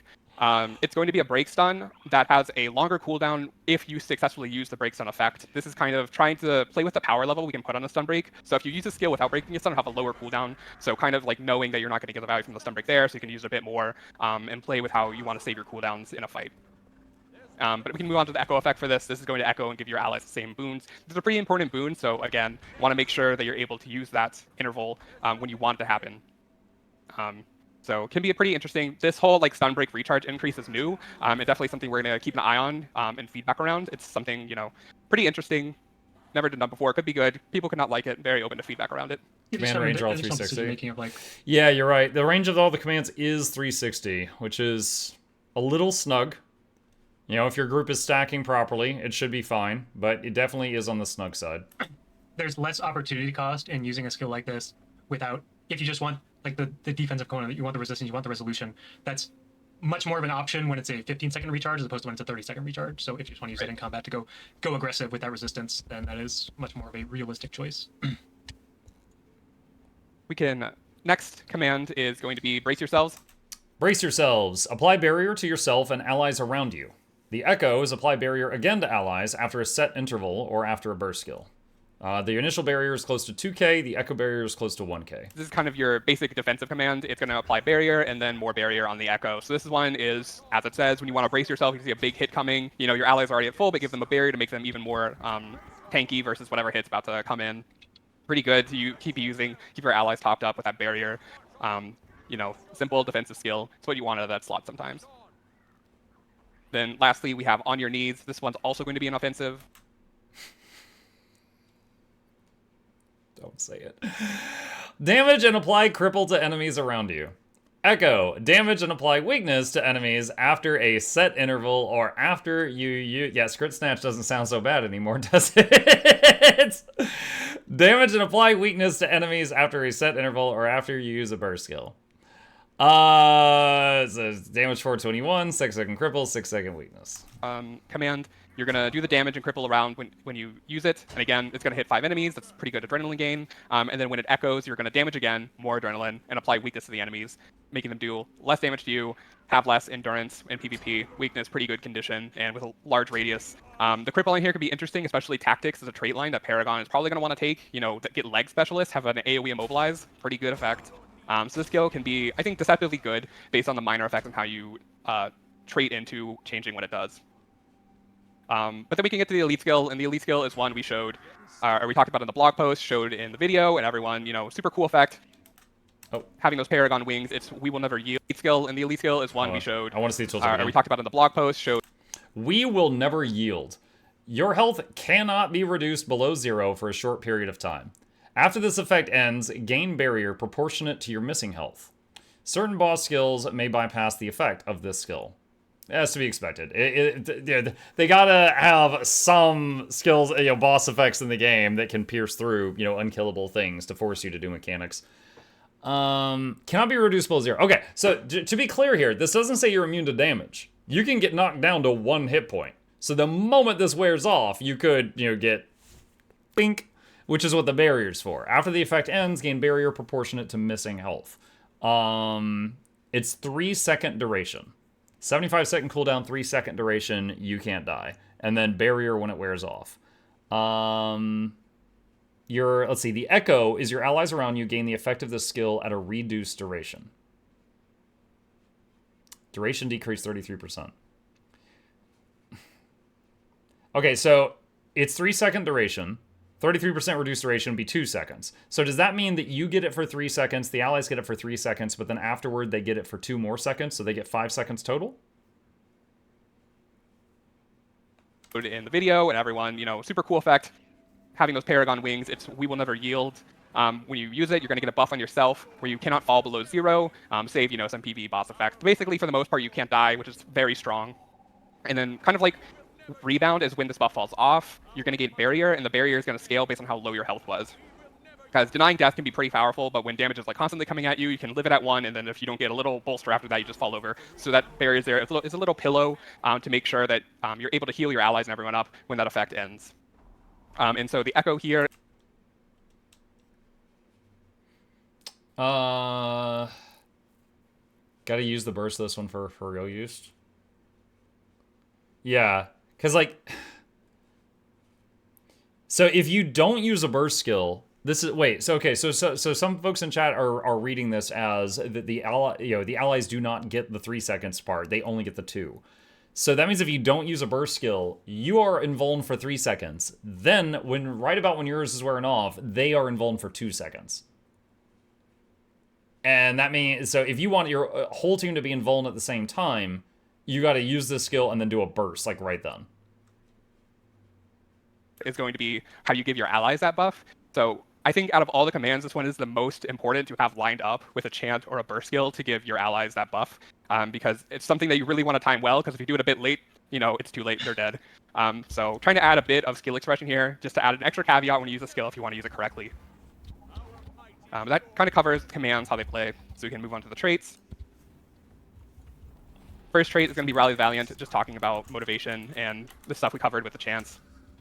The next minor trait is going to be Inspiring Implements.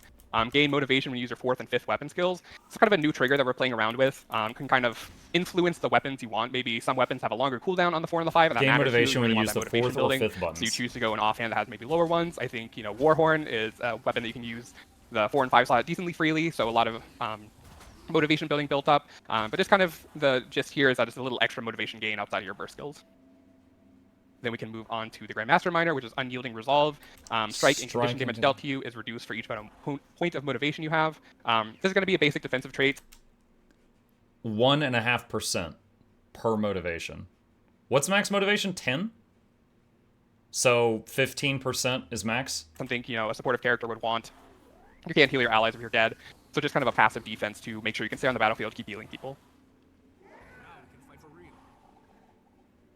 Okay. Then we move to the Adept here. The first one's going to be Call to Action.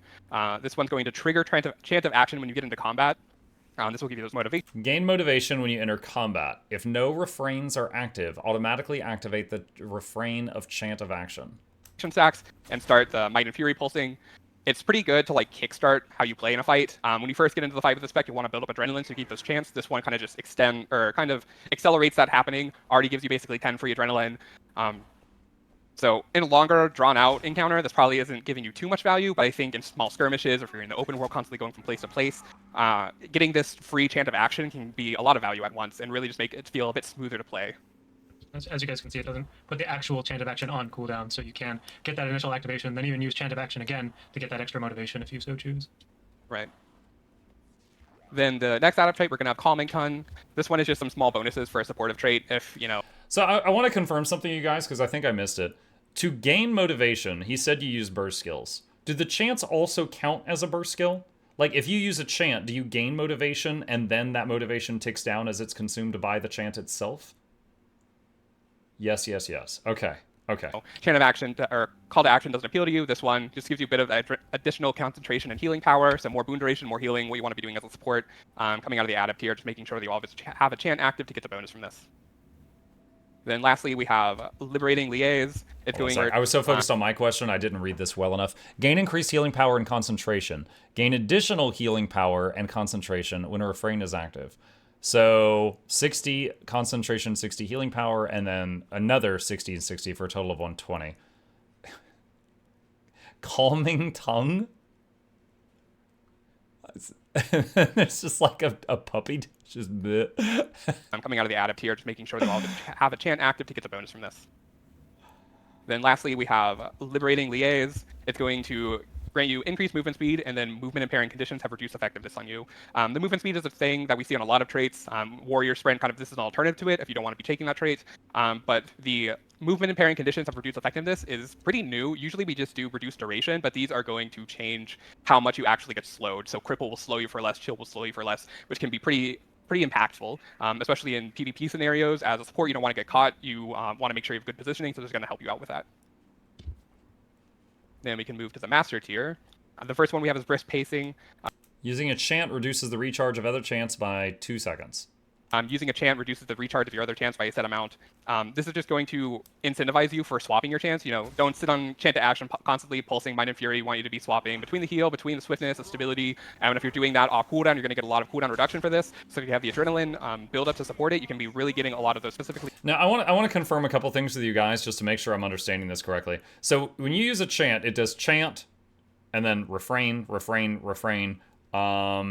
But if you use chant 1, then you immediately click chant 2, you're only getting the refrain from chant 2, right? Like, you can only get one refrain at a time, like the most recent one, I think. Just want to see if I got that right. Yes. Okay. All right, same question for these things down here with the echoes. Does using 2 of these back to back, does one echo overwrite the other? Or can you have all, like, will you always get all the echoes?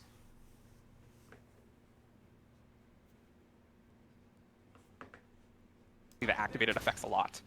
So a lot of power there behind that. I think echoes are always. And then we can move on to the middle one, which is Invigorating Tempo. This one's going to be a more sustained trait. Heal yourself. Heal yourself and gain adrenaline for each point of motivation spent. And gain adrenaline for each point of motivation spent.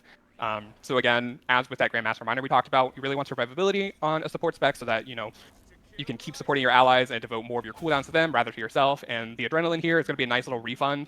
You know, cost adrenaline to get motivation, so getting some adrenaline back is going to be like almost a burst mastery-like effect to keep it so that you don't feel too starved of adrenaline in certain situations. Then lastly, we have Reverberation. This one's going to be the utility skill trait for the spec. Command echoes can trigger a second time. So going through all those echoes we talked about, the intervals, they have the potential with this trait to get them all twice, which, you know, elite, that's a pretty strong effect. But, you know, just making your heal better, getting more barrier, you get a lot of value out of this based on how many of those commands you have. The trigger for this will kind of work as you expect it to. It'll have like the same interval, so you use it, after 3 seconds, the echo effect will happen, then after another 3 seconds, another echo will happen, but you can speed both those up with the burst skills. You know, use a command, then you use your burst skill, it happens again, then you can use a burst skill right after to get that other echo. And get a drink before we cover the Grandmasters. So the first Grandmaster is going to be Feverish Pulse. This one is going to be kind of like how you support with boons in game modes. In PvE, it's going to be Alacrity. And Alacrity support is something that people have known has been missing from Warriors kind of kit for a while. So this is going to be enabling the Paragon to step into that role, hopefully do it really well, something we want to be seeing people do in PvE. And in competitive modes, this one's actually going to give quickness. You know, in World v World, compete with those Firebrands, those Chronomancers, that quickness is a powerful boon there, and give it a little edge in PvE to be in PvP to be a more offensive support. Something that Warrior is known for when you pick it is really making your allies, giving them a lot of might, making them hit harder. We don't talk about Bladesworn? So it's kind of like carving out its niche there with this trait. We can go to the others. If we go to the middle one, we have Strengthening Stanzas. This one is going to be your more selfish trait. if you don't have allies running around the World v World, you want to play Paragon. This is kind of the trait because refrains grant bonus effects to you while active. Chance of action is 20% damage, 20% condition damage, and 20% lifesteal damage. Wow, that's really good for open world. Chant of Recoup, minus 20% incoming damage, minus 20% incoming Condi damage. And Chant of Freedom is 50% more movement speed. You don't want to play Paragon with a group. This is a trait you want to take. You can see that you get a different bonus based on how many, or based on which chain you have activated. Chain of Action is going to give you pretty big damage modifier. Chain of Recuperation, pretty big incoming damage reduction. Chain of Freedom is a really large movement speed. So this has a lot of powerful effects behind it based on which one you have active. In competitive modes, you can also take this. Only for you? Yeah, he said it was the greedy one. Support for your allies. You just need to be, have that really big damage, reduced damage incoming, or really high movement speed. So you can take this trait potentially and still be a pretty good support. So a lot of potential behind this one. And then lastly, we have Enduring Refrain. This one is going to make basically all your chants. Enduring Refrain. Refrain effects of chants are stronger. The motivation costs of refrains are reduced, but cannot be reduced below 1. This trait does not affect healing gained from Invigorating Timbo. Motivation costs are reduced. Sounds really good. Chant of Action, Stacks of Might gained increased. Chant of Recoup, healing increased. Chant of Freedom, boon duration increased for each boon granted per level. Okay, this immediately reminds me of Lingering Light on Druid. Druid has the trait that gives alacrity. Okay, let's just like this one right here. Druid has trait where I give alacrity to the team. Then it has this other trait in the same section called Lingering Light. And honestly, Lingering Light, when you play with it, it feels like this is the way Druid was meant to be played. And it's so fun. But you can't give alacrity with it. So you have to find someone else to give alacrity, so groups don't really want that. It's not meta, and it just sits there, and it's not really used by anybody. This will, I fear, never be taken by a support, despite the fact that that looks really good for how the thing works, because alacrity is right there in the same column. So, I mean, maybe in like World v World or something, but unless they can shift the meta away from the healers being required to bring quickness or alacrity, you're not going to have a healer take something that competes with a quickness or alacrity, just because groups won't take them. Better as you activate them. With this one's going to crank your support up to like the max level. It's going to cause Chain of Action to grant more might when you have the refrain go. No alack in World v World. Yeah, that's why I said maybe in World v World, because they're trying to get rid of the 100% uptime on alack and stuff in World v World. So I said maybe there, but it depends on how it turns out. Recuperation is going to heal more, and then Freedom is going to get increased boon duration. And on top of that, it's going to reduce the motivation cost of some of those higher levels. We saw that Recuperation cost 2, it's going to cost 1 now, and then Chant of Freedom, the upper levels cost less. This again making it so you can keep supporting your allies with even if you can't upkeep all of that adrenaline. So kind of seeing in all of those ways, different ways you can support your allies with the Paragon. That kind of, covers the gist of it. Cal's going to hover over all the tooltips. Any words on Paragon? Skills, or the traits, got a lot of good hover time, so I'm just going to go quickly back through the skills. Yeah, I mean, Paragon, it's a lot of fun, like just having more things to spend your adrenaline on. Even more so than like Spellbreaker at the F2. Now we have F2, F3, F4. Obviously, all the adrenaline traits are going to be very powerful. But it just gives you like that extra layer of decision making of like, when do I want to use my adrenaline? When do I need to build up more adrenaline so I can use multiple things back to back to back? And just gonna add like a bit more depth to like typical warrior gameplay on top of being like that really strong support. I want to double check something with you guys. So when you're playing Paragon, every single F1, F2, F3, F4 only takes 1 pip of adrenaline, right? They're all 1 pip usage to activate. Warrior that we've really been yes. looking forward to adding to the game. Okay. Just want to make sure if someone asks me that in 2 days and I give them a response that I've got the correct information. Just quickly through the commands here, and then we will transition back to a screen with just 2 of us on camera so we can get... What I don't understand is how you get stacks. So, Niwar, if you use any of these buttons, you gain stacks of motivation. Any of them. But then... if you use a chant, after the chant, the refrain kicks in, which starts draining the motivation to do pulses of the refrain around you. Additionally, there are some traits that give some motivation. Like one of them was whenever you use weapon skill 4 or 5, you gain motivation. So you could run that and then run a weapon where the 4 or 5 has a reasonably short cooldown, and that would increase your motivation gain. Set up for the final specialization today, which will be the Ritualist. Brace yourselves, and finally we will never yield. Fire that off one more time. Get some Paragon wings. And I hope you guys got all your screenshots. If not, check out the... I think the wings should stay on you until the invulnerability wears off. I'm greedy with the wings. I want the wings for longer. VOD after we wrap up here today. All right, getting set up for the Ritualist. Actually, shouldn't take too long. But this one's, I mean, all of the specs that we previewed so far have been pretty exciting. I'm even more excited to show off the Ritualist here today. So the big question, chat, to the warrior mains. What warrior weapons have the shortest cooldowns on 4 or 5? Or ammunition on 4 or 5 could also be applicable here. Muck secretly wants to be a bird. Yeah, I was heartbroken that we didn't get Tengu. Guild Wars 1 fans, you need to keep track of all the Guild Wars references in the Warhorn, pistol, rifle, longbow have ammo on 4. I will call out in a PvP, few of them here and there. Pistol PvP, you can do 5-4, 5-4-5. Stop saying, oh look, a reference to a Guild Wars 1 skill. But yeah, let's talk about Ritualist. So there's the dagger. It appears to be in bondage or something. Looking at that icon. We talked about this in the bent blog, dagger. General mechanics around the spirits and how they work and how they're tied to Ritualist Shroud. The first thing we see here that when we equip the spec, we have access to F2, F3, F4. This is actually coming from the Grandmaster Minor trait. But these are what we're calling the Rupture skills. It's kind of a callback to a skill called Rupture Soul, which was destroy a spirit, and that one I believe just did damage around the spirit. Okay, hold on. Rupture Anguish. Destroy your spirits of anguish. Destroy your spirit of anguish, damaging nearby enemies and granting might to nearby allies. The skill will activate automatically when the spirit expires. Okay. But we're going to have 3 different flavors of these ruptures for each of the spirits. You will have Rupture Anguish, Rupture Wanderlust, and Rupture... Wait, they got shatters? Preservation. These will obviously destroy that respective spirit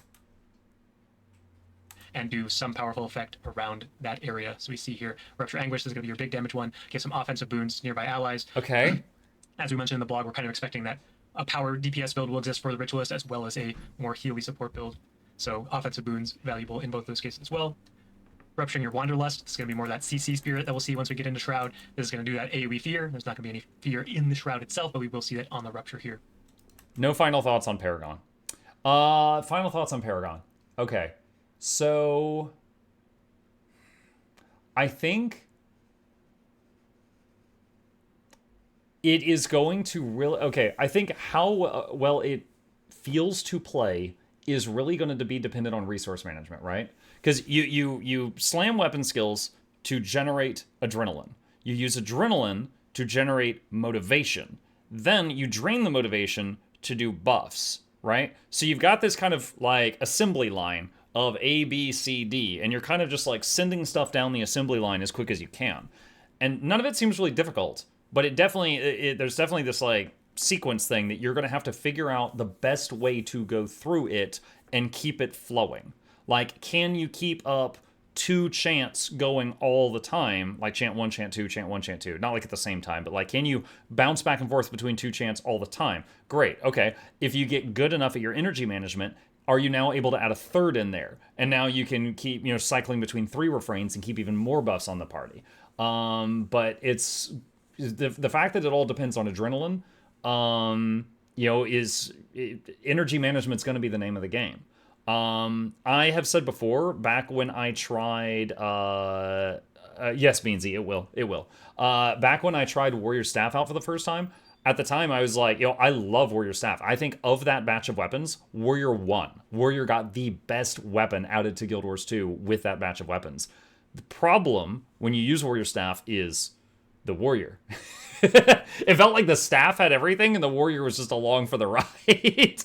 So if I really want to see how Paragon with staff turns out as a pure support and like how it feels to play.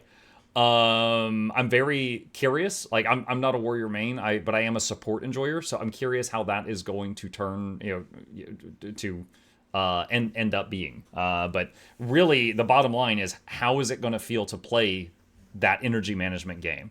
Once we see that, then yeah, let's do it. And finally, when you rupture the Spirit of Preservation, this is going to give some really strong defensive boons, as you might expect from a... So Rupture Preservation is 5 stability for 5 seconds, which is fantastic. on a 10-second cooldown. But the question is, how often can you summon the Spirit of Preservation? Powerful defensive spirit, giving Aegis resistance and stability to your nearby allies. So let's just hop into Shroud and start talking about how things kind of work in here. We're going to see, I'll just start off with Anguish. This is the one that... Alright, so the 2 is Summon Anguish. Mark an enemy to take more damage from summoned creatures, then summon Anguish. Anguish fires a barrage of projectiles that deal increased damage against crowd-controlled enemies and for each condition on those enemies. Ritualist attack. Encrypted string error. Damage 7x 1800. Bonus damage versus controlled 20%. Bonus damage per condition 2%. 20% bonus damage per controlled effect on the target. 2% bonus damage per condition. Okay, pretty cool scaling. We talked about that string has not been encrypted yet, but it is now. It's fine. No one saw that. But as we mentioned in the blog, Spirit of Anguish is kind of your bread and butter DPS skill, where you're going to spawn in Anguish, you're going to do a big attack. This is kind of similar to how Mesmer Phantasms work. So I think when he just used Anguish again, it effectively refreshed the duration of the guy, unless I don't know if he has a set duration or if he just stays while you're in Shroud. The Spirit will come in, do a big attack. Also, you, the Ritualist, are going to be doing some relevant component to your skill as well. We see here with Anguish, this is just setting up more of a setup thing. I'm going to be inflicting Cripple, Vuln, applying Painful Bond. That's going to be a skill that causes my summoned creatures, which includes spirits and minions. Those are both going to deal increased damage to this target. And then we see Anguish spawns, does its big attack. This one, basically the big damage skill, does a barrage of projectiles.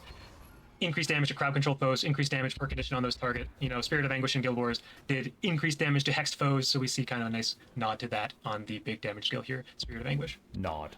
Notably, the spirits are not targetable. They're not really attackable or destroyable, but that is why they exist as long as you are in Shroud. We thought about this a lot as we were, building the Ritualist and thinking about, obviously in Guild Wars 1, spirits were more of that engineer. Spirits were on the field next to you as long as you were within range of them. And there was a skill with a cooldown that teleported them to you. So if you ran 50 feet and it was about to, disappear, you could snap it to your location with that skill.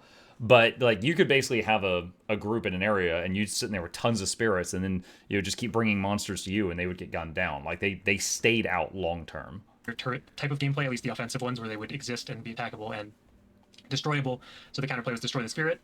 Tying it into Shroud, I guess I forgot to mention that we tied it into Shroud because this is kind of the more iconic thing that Ritualists do. We wanted to make sure that when you're playing Ritualist, you have access to these spirits, so tying them into Shroud also gave us that extra lever of, well, now the counterplay to these spirits is pressure the Ritualist out of Shroud.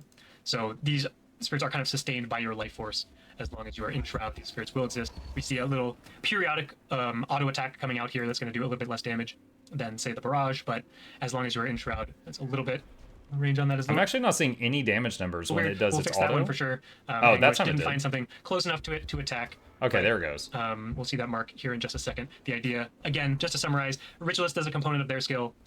The Spirit spawns, does its big attack, and then transitions to this more passive state as long as you are in Shroud, periodically doing a more basic attack on your enemies. So with all that said, now we can move back to the auto attack here. Essence. Okay, Essence Blast, the one in Shroud. Fire a blast of energy that is more powerful for each active spirit. Active spirits will prioritize attacking the last enemy targeted by this skill if they are in range. 15% damage increase per spirit. So if you have, assuming there's 3 spirits, I believe there's 3, 45% increased damage. It's Blast. This is pretty similar to a Core Necro auto attack. It is going to do a little AoE explosion around the target, but it is going to get more powerful for each spirit that you have in the world. So we see kind of the weakest version here as we use that. Then we're going to spawn Anguish, spawn Wanderlust at a terrible location because we just want to increase our Essence Blast damage, and now we see just a bit more damage coming out from that Essence Blast. So nothing too crazy, basic. It appears all the spirits have the same looking attack after they've done their initial effects. Ranged projectile skill to complement kind of this ranged, obviously with the ranged Anguish, you have the range 1. Less placement. We can donate all these spirits, get those powerful effects. One thing I did not mention about the ruptures initially is that these will automatically activate when the spirit expires. So if we just spawn Anguish, we didn't really find a great opportunity to use the rupture that we wanted to. When we're exiting Shroud, that spirit's going to explode. That's going to trigger the rupture Anguish, and if I wasn't cheating, you would see that skill actually go on cooldown. So to the auto great rupture demonstration. it'll go on CMC. cooldown. Let's take a look at this one. There we see Rupture Wanderlust going on recharge without being pressed because it is going to just trigger automatically when the spirit expires. Okay, now here's a big question, chat, and I want you guys to help me look for this. Is the Shroud for Ritualists like the Core Shroud in that you can enter it as long as you got 10% death juice? Or is there a minimum juice to enter it that is higher than that? So next up, let's actually take a look at what Wanderlust does. Some people may remember the spirit name from Guild Wars as well. And while we're thinking on that, Wanderlust Spirit, create a powerful blast that damages and dazes enemies in the area. Then summon a Spirit of Wanderlust at that location. Wanderlust knocks down enemies and creates a lingering area that deals damage and inflicts conditions. 300 CC, combo finisher leap finisher, and then shield, vuln, weakness, slow, damage. Lots of good stuff. Spirit that knocked down enemies, I believe, if they were moving. Not a great mechanic that translates too well into our game. So Wanderlust is just going to come in, it's going to knock enemies down, and then create kind of this pulsing area that's going to inflict a few different unique conditions, do a bit of damage as well. And we saw the initial Ritualist side of this attack is more of that Ritualist lightning that, you know, was definitely seen on a few of those more offensive skills from Guild Wars, and that's going to do a nice little AoE damage and some daze. We do see here that Summoning Spirits gives 10% life force. Wait, what? if I use the spirit, those more offensive skills, It does. Ooh. Ooh. So I the reason I just got really excited there was that I've mentioned before I really enjoyed Ritualist in Guild Wars 1. Ritualist had like 200 skills in Guild Wars 1. The spirits were my favorite thing. Like, if they did the Ritualist in this game and it was just focused on enchant weapons or the urns or something, I'd be like, eh. But the spirits, I'm hype about that. I enjoy summons and pets and stuff like that. So if, in this game, if spirits are tied to Shroud, then my enjoyment of spirits is going to be attached to how long can I stay in Shroud. So that's cool. from Guild Wars, and that's going to do a nice little AoE damage and some daze. We do see here that if I use the spirit skill while the spirit is still active, it's going to destroy that spirit, triggering the rupture skill, and then spawn a new spirit at the new location. It comes from a trait? That's Then we'll see the trait soon. obviously a lot more important when I'm cheating, but we will actually see some fun traits in the future that may run into this mechanic. Get a closer up on some of these spirit attacks. Okay, I think I talked over him showing the F4. Area. Not a great mechanic that translates too well into our game damage as well. And we saw the initial Ritualist side of this at Guild Wars, and that's going to do a nice little AoE damage at a new location. That's obviously a lot more important when I'm cheating, but we will actually see some fun traits in the future that may run into this mechanic. Get a closer up on some of these spirit attacks. We saw Rupture Anguish triggering as well. Wanderlust getting this nice little pulsing area. And the last spirit we have here, the Spirit of Preservation. Okay, Preservation was one of the ones that was a support-oriented spirit in the previous game.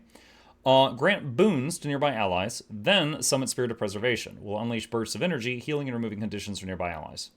So, Prot and Vigor, and then Preservation does a 5k heal and cures 4 conditions. Periodically healed in Guild Wars 1. Here we're going to have the Ritualist side of this giving AoE protection and vigor, and then Spirit of Preservation will pop in, do a little bit of healing.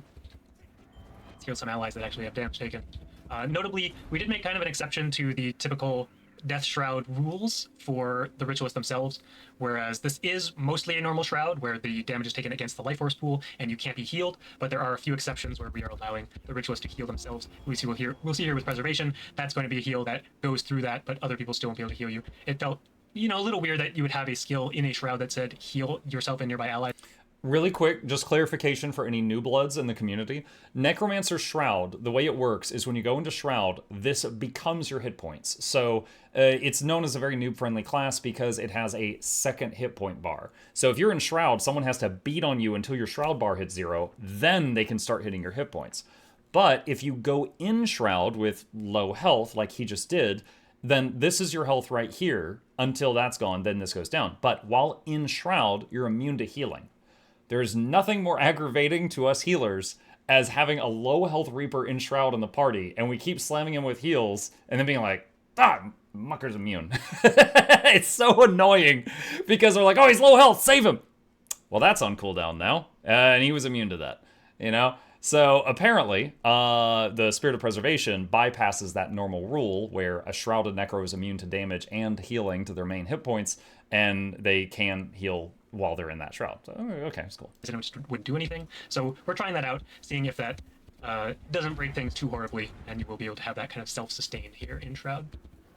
Notably, the Spirit of Preservation's basic attack will do a small amount of healing as well to nearby allies, in addition to doing a bit less damage than the other two. One thing I didn't mention about the auto attack Essence Blast is that this will kind of mark an enemy for your spirits to prioritize. So if the spirits find an enemy nearby that has this mark, their basic attacks will be focused on that target. If not, then they're just going to be looking at they're going to find some nearby enemy to attack. But if you want to focus these, I will say this: I do not know if he has any equipment on. I don't know if he's in Selly or if this character is effectively naked for this test. But I am seeing that these spirits attack every couple of seconds, and they're doing like 700 each. And because they're attacking every few seconds, they're doing like 300 DPS each on their autos, which is extremely low. Would definitely like them to be a little bit more usable. But I'm hoping that this character is actually not wearing armor, which means that that number will be higher when you're in gear. But I don't know. attacks on a particular enemy, just hit him with Essence Blast. Nothing too crazy. And last up, we have Summon Spirits. This one's going to be more of that utility-focused mobility skill. Okay, so the 5-button Enshroud, you and any active spirits shadow step to the target area. Any spirits that aren't currently using a skill will immediately use their auto attack. We're just going to see here that it's a ground target shadow step, so good with like Z-axis situations, but the fun part here is that your spirits will all come with you. And if they aren't currently doing something, that will also trigger a basic attack, so you do have an opportunity to get like an That's extra burst of damage as maybe your spirits do their auto attack, then you teleport in with summon spirits as well, and they will then auto attack again for a little bit of extra damage or a little bit of extra heal. So that's kind of how the spirits work and how the shroud works and all the ruptures and all this. Okay, so pretty simple. 1 is damage, does more damage the more spirits you have. 2, 3, and 4 each summon a spirit. 5 moves you and the spirits with you. The 2 is damage, the 3 is CC, the 4 is support, and F2, F3, and F4 just shatter those spirits, but that happens automatically when you leave Shroud. Stuff around that. So I'm going to take a quick water break before we hop into the utility skills, which are weapon spells, another thing that some people might recognize. You know, I think to me, the interesting part about Ritualist Shroud is that it is pretty similar to core Necromancer Shroud. I think, you know, as we've gone through the elite specializations, Reaper was heavily melee focused, Scourge didn't have a Shroud exactly, and then Harbinger doesn't have that health effect that normal Necromancer Shrouds have. So something that's pretty similar to what Necromancers played for with a while is what really interests me the most about Ritualist Spec, and how we can, you know, have another ranged Shroud that also replaces your health pool and back to that kind of core Necromancer gameplay. Yeah, for sure. And like, you know, range support is just going to be a little bit more useful than melee support. So weapon spells, we talked about this. Let's just hover one of these while we ramble a little bit. We talked about this a little bit in the blog as well, where this is obviously another mechanic that existed in Guild Wars 1, but the way that these skills worked in Guild Wars 1 is that they were ally targeted skills. You would affect a single ally, grant them this effect, and you know, they were Basically, really quick, for the new bloods in Guild Wars 1, you had a mana bar. Like many fantasy games, you had a mana bar. It was called energy, but let's just say it was mana. And you could basically reserve a bit of your mana regeneration to keep, let's say, life stealing on Billy over there, and his weapon would glow, and every time he would swing it, he would have life steal the whole time. And until you turned that off, or until you died, that just stayed on Billy's sword. And translating that to this game would be similar to like Thief Venoms. You use an ability, everyone in your party has poison on their next 10 attacks or whatever. So this is, you know, similar to that. And let's see what they did with it. they're all pretty powerful, but we've kind of seen the difficulties around ally targeted skills so far in Guild Wars 2. Hey, So we're Sky, going I see you. to have a little bit different implementation here, where these are going to give an AoE effect around you. All your allies are going to get the weapon spell effect, while the Ritualists themselves will get a full power effect. So we see here with Resilient Weapon, this is going to be a damage reduction. It's going to be a pulse heal. Might sound a little bit familiar, even though it works slightly differently. But Okay, so let's read this. 25-second cooldown. That's on the high side for a heal skill. Incoming damage is reduced, and you periodically heal. How are you today? Hi, Bertree. You take less damage, and you heal periodically. If you're below half health, it's stronger. Grant this to nearby allies for reduced duration. Okay, so on you, it's 6 seconds. On allies, it's 3 seconds. It's 10% less damage taken, and you heal for 1,400 a second. But if you're below half health, it's 20% reduced damage taken, and you heal for 50% more than that. So 2,100 a second baseline. And again, that's 6 seconds. So on you, if you are above half health, that would be like 7k or so healing. And if you are, no, like 8k or so healing on you if you're above 50%. But if you're below 50%, you're looking at like 12k healing. On allies, has a max duration of 3 seconds. So the least it would heal would be around 4,500, but it would heal more than that if they're lower health. And then also they're getting damage reduction while this is active.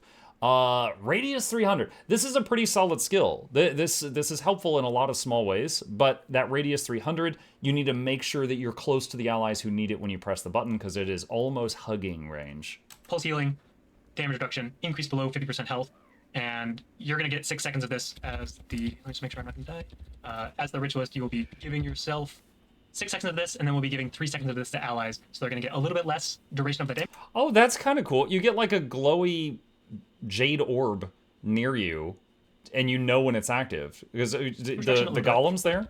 So these are friendly golems. Giving yourself 6 seconds. So he activates the weapon, and look, everybody gets it. Now his is 6 seconds. Theirs is 3. 3 seconds of this. So it does the heals. A little bit less duration and of the damage then it reduction, disappears when it's healing gone. overall.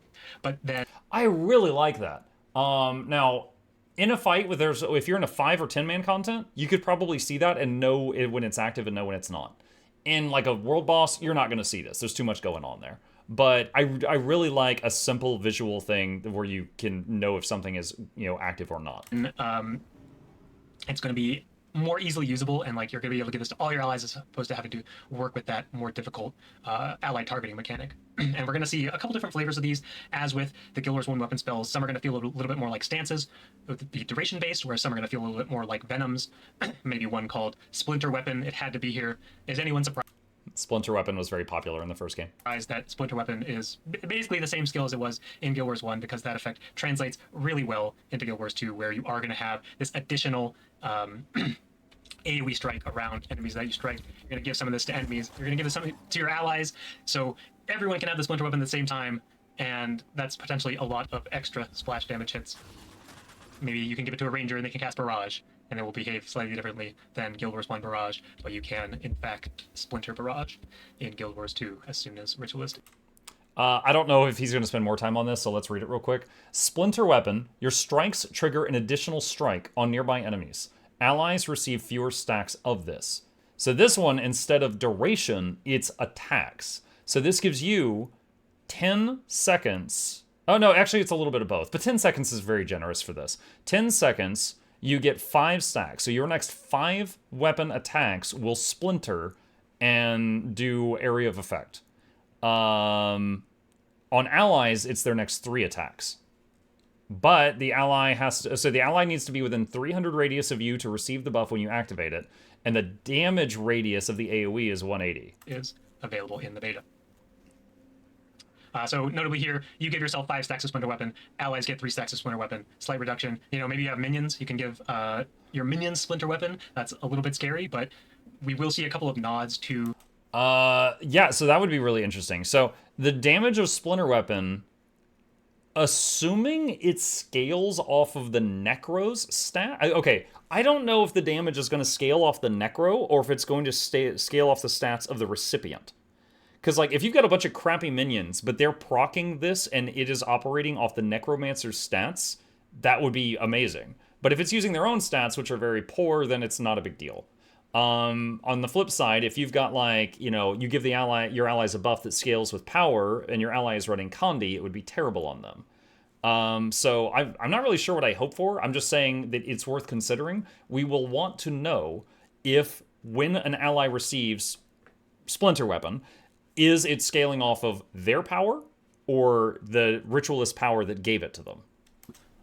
Minions, vaguely, we're going to do things that affect creatures. We saw that with Painful Bond. We have some that care about a spirit or a minion, because, that is another thing that it's not only because it's a Guild Wars callback. We have a lot of elite specs that don't really care about minions. So as we're building out the Ritualist, we knew that there's a lot of associations already. Obviously, the spawning power attribute in Guild Wars 1 made your minions more powerful, and there were other things that cared about summon creatures in Guild Wars 1. We'll see that a lot more in the traits as well. So there is kind of that opportunity to play with some minions, play with Splinter Weapon, give your minions Splinter Weapon, and that is potentially really fun, potentially a lot of damage, and we do want to lean into that opportunity for minions to be a more viable playstyle with Ritualist especially. So we saw Splinter Weapon. Next we'll see Nightmare Weapon, another one that translates pretty well. This guy. Did he skip 8? Okay. I guess we'll come back to that. Nightmare Weapon, your strikes steal life from enemies and inflict vuln. Grant fewer stacks to allies. Okay, so you get 5 stacks, allies get 3, 300 radius for application. Life siphon damage. So 5 times you hit for an extra 1300 and heal for 1200 when you hit.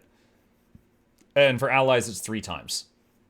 Going to be more of that defensive. You have some lifesteal, but the big thing here is going to be a pretty. Hold on, people pinging me. If this is anything like the Poisons on Thief, it would source the damage from the Ritualist. Okay. Meaty heal. Allies are obviously going to get a lower duration of this, but you will just get see some extra lifestealing off of your strikes. Maybe I should take some damage so I can actually get some value out of my lifesteal.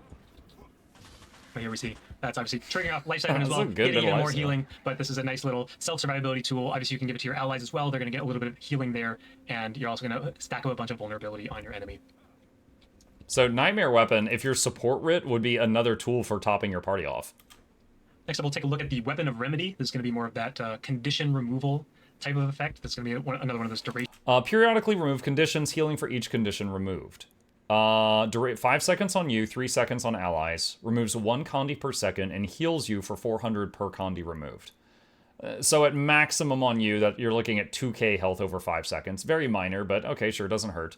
But for allies, it's 3 condis removed over 3 seconds. Okay. Based buffs.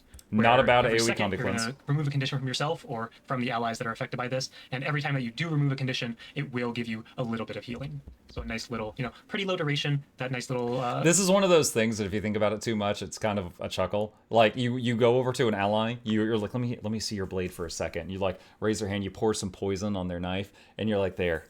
Don't you feel better now? You know what? Yeah. Cleanse over time with a little extra on top with that nice little heal. Last up, we have Weapon of Warding. This is another one that is...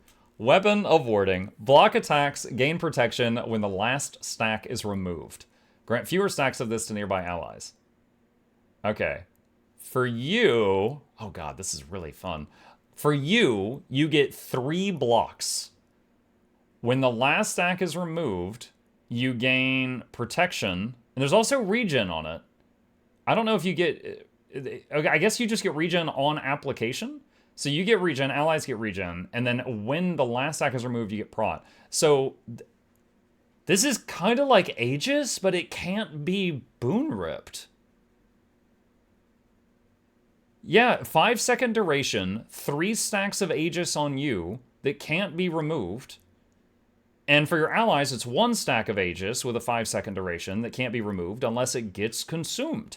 And after it's consumed, you get prot. So when the hits start coming in, they're reduced.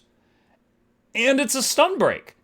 So if you're in PvP and you hit this, you snap out of the stun, ready to block attacks, and then ready to prot attacks after the block.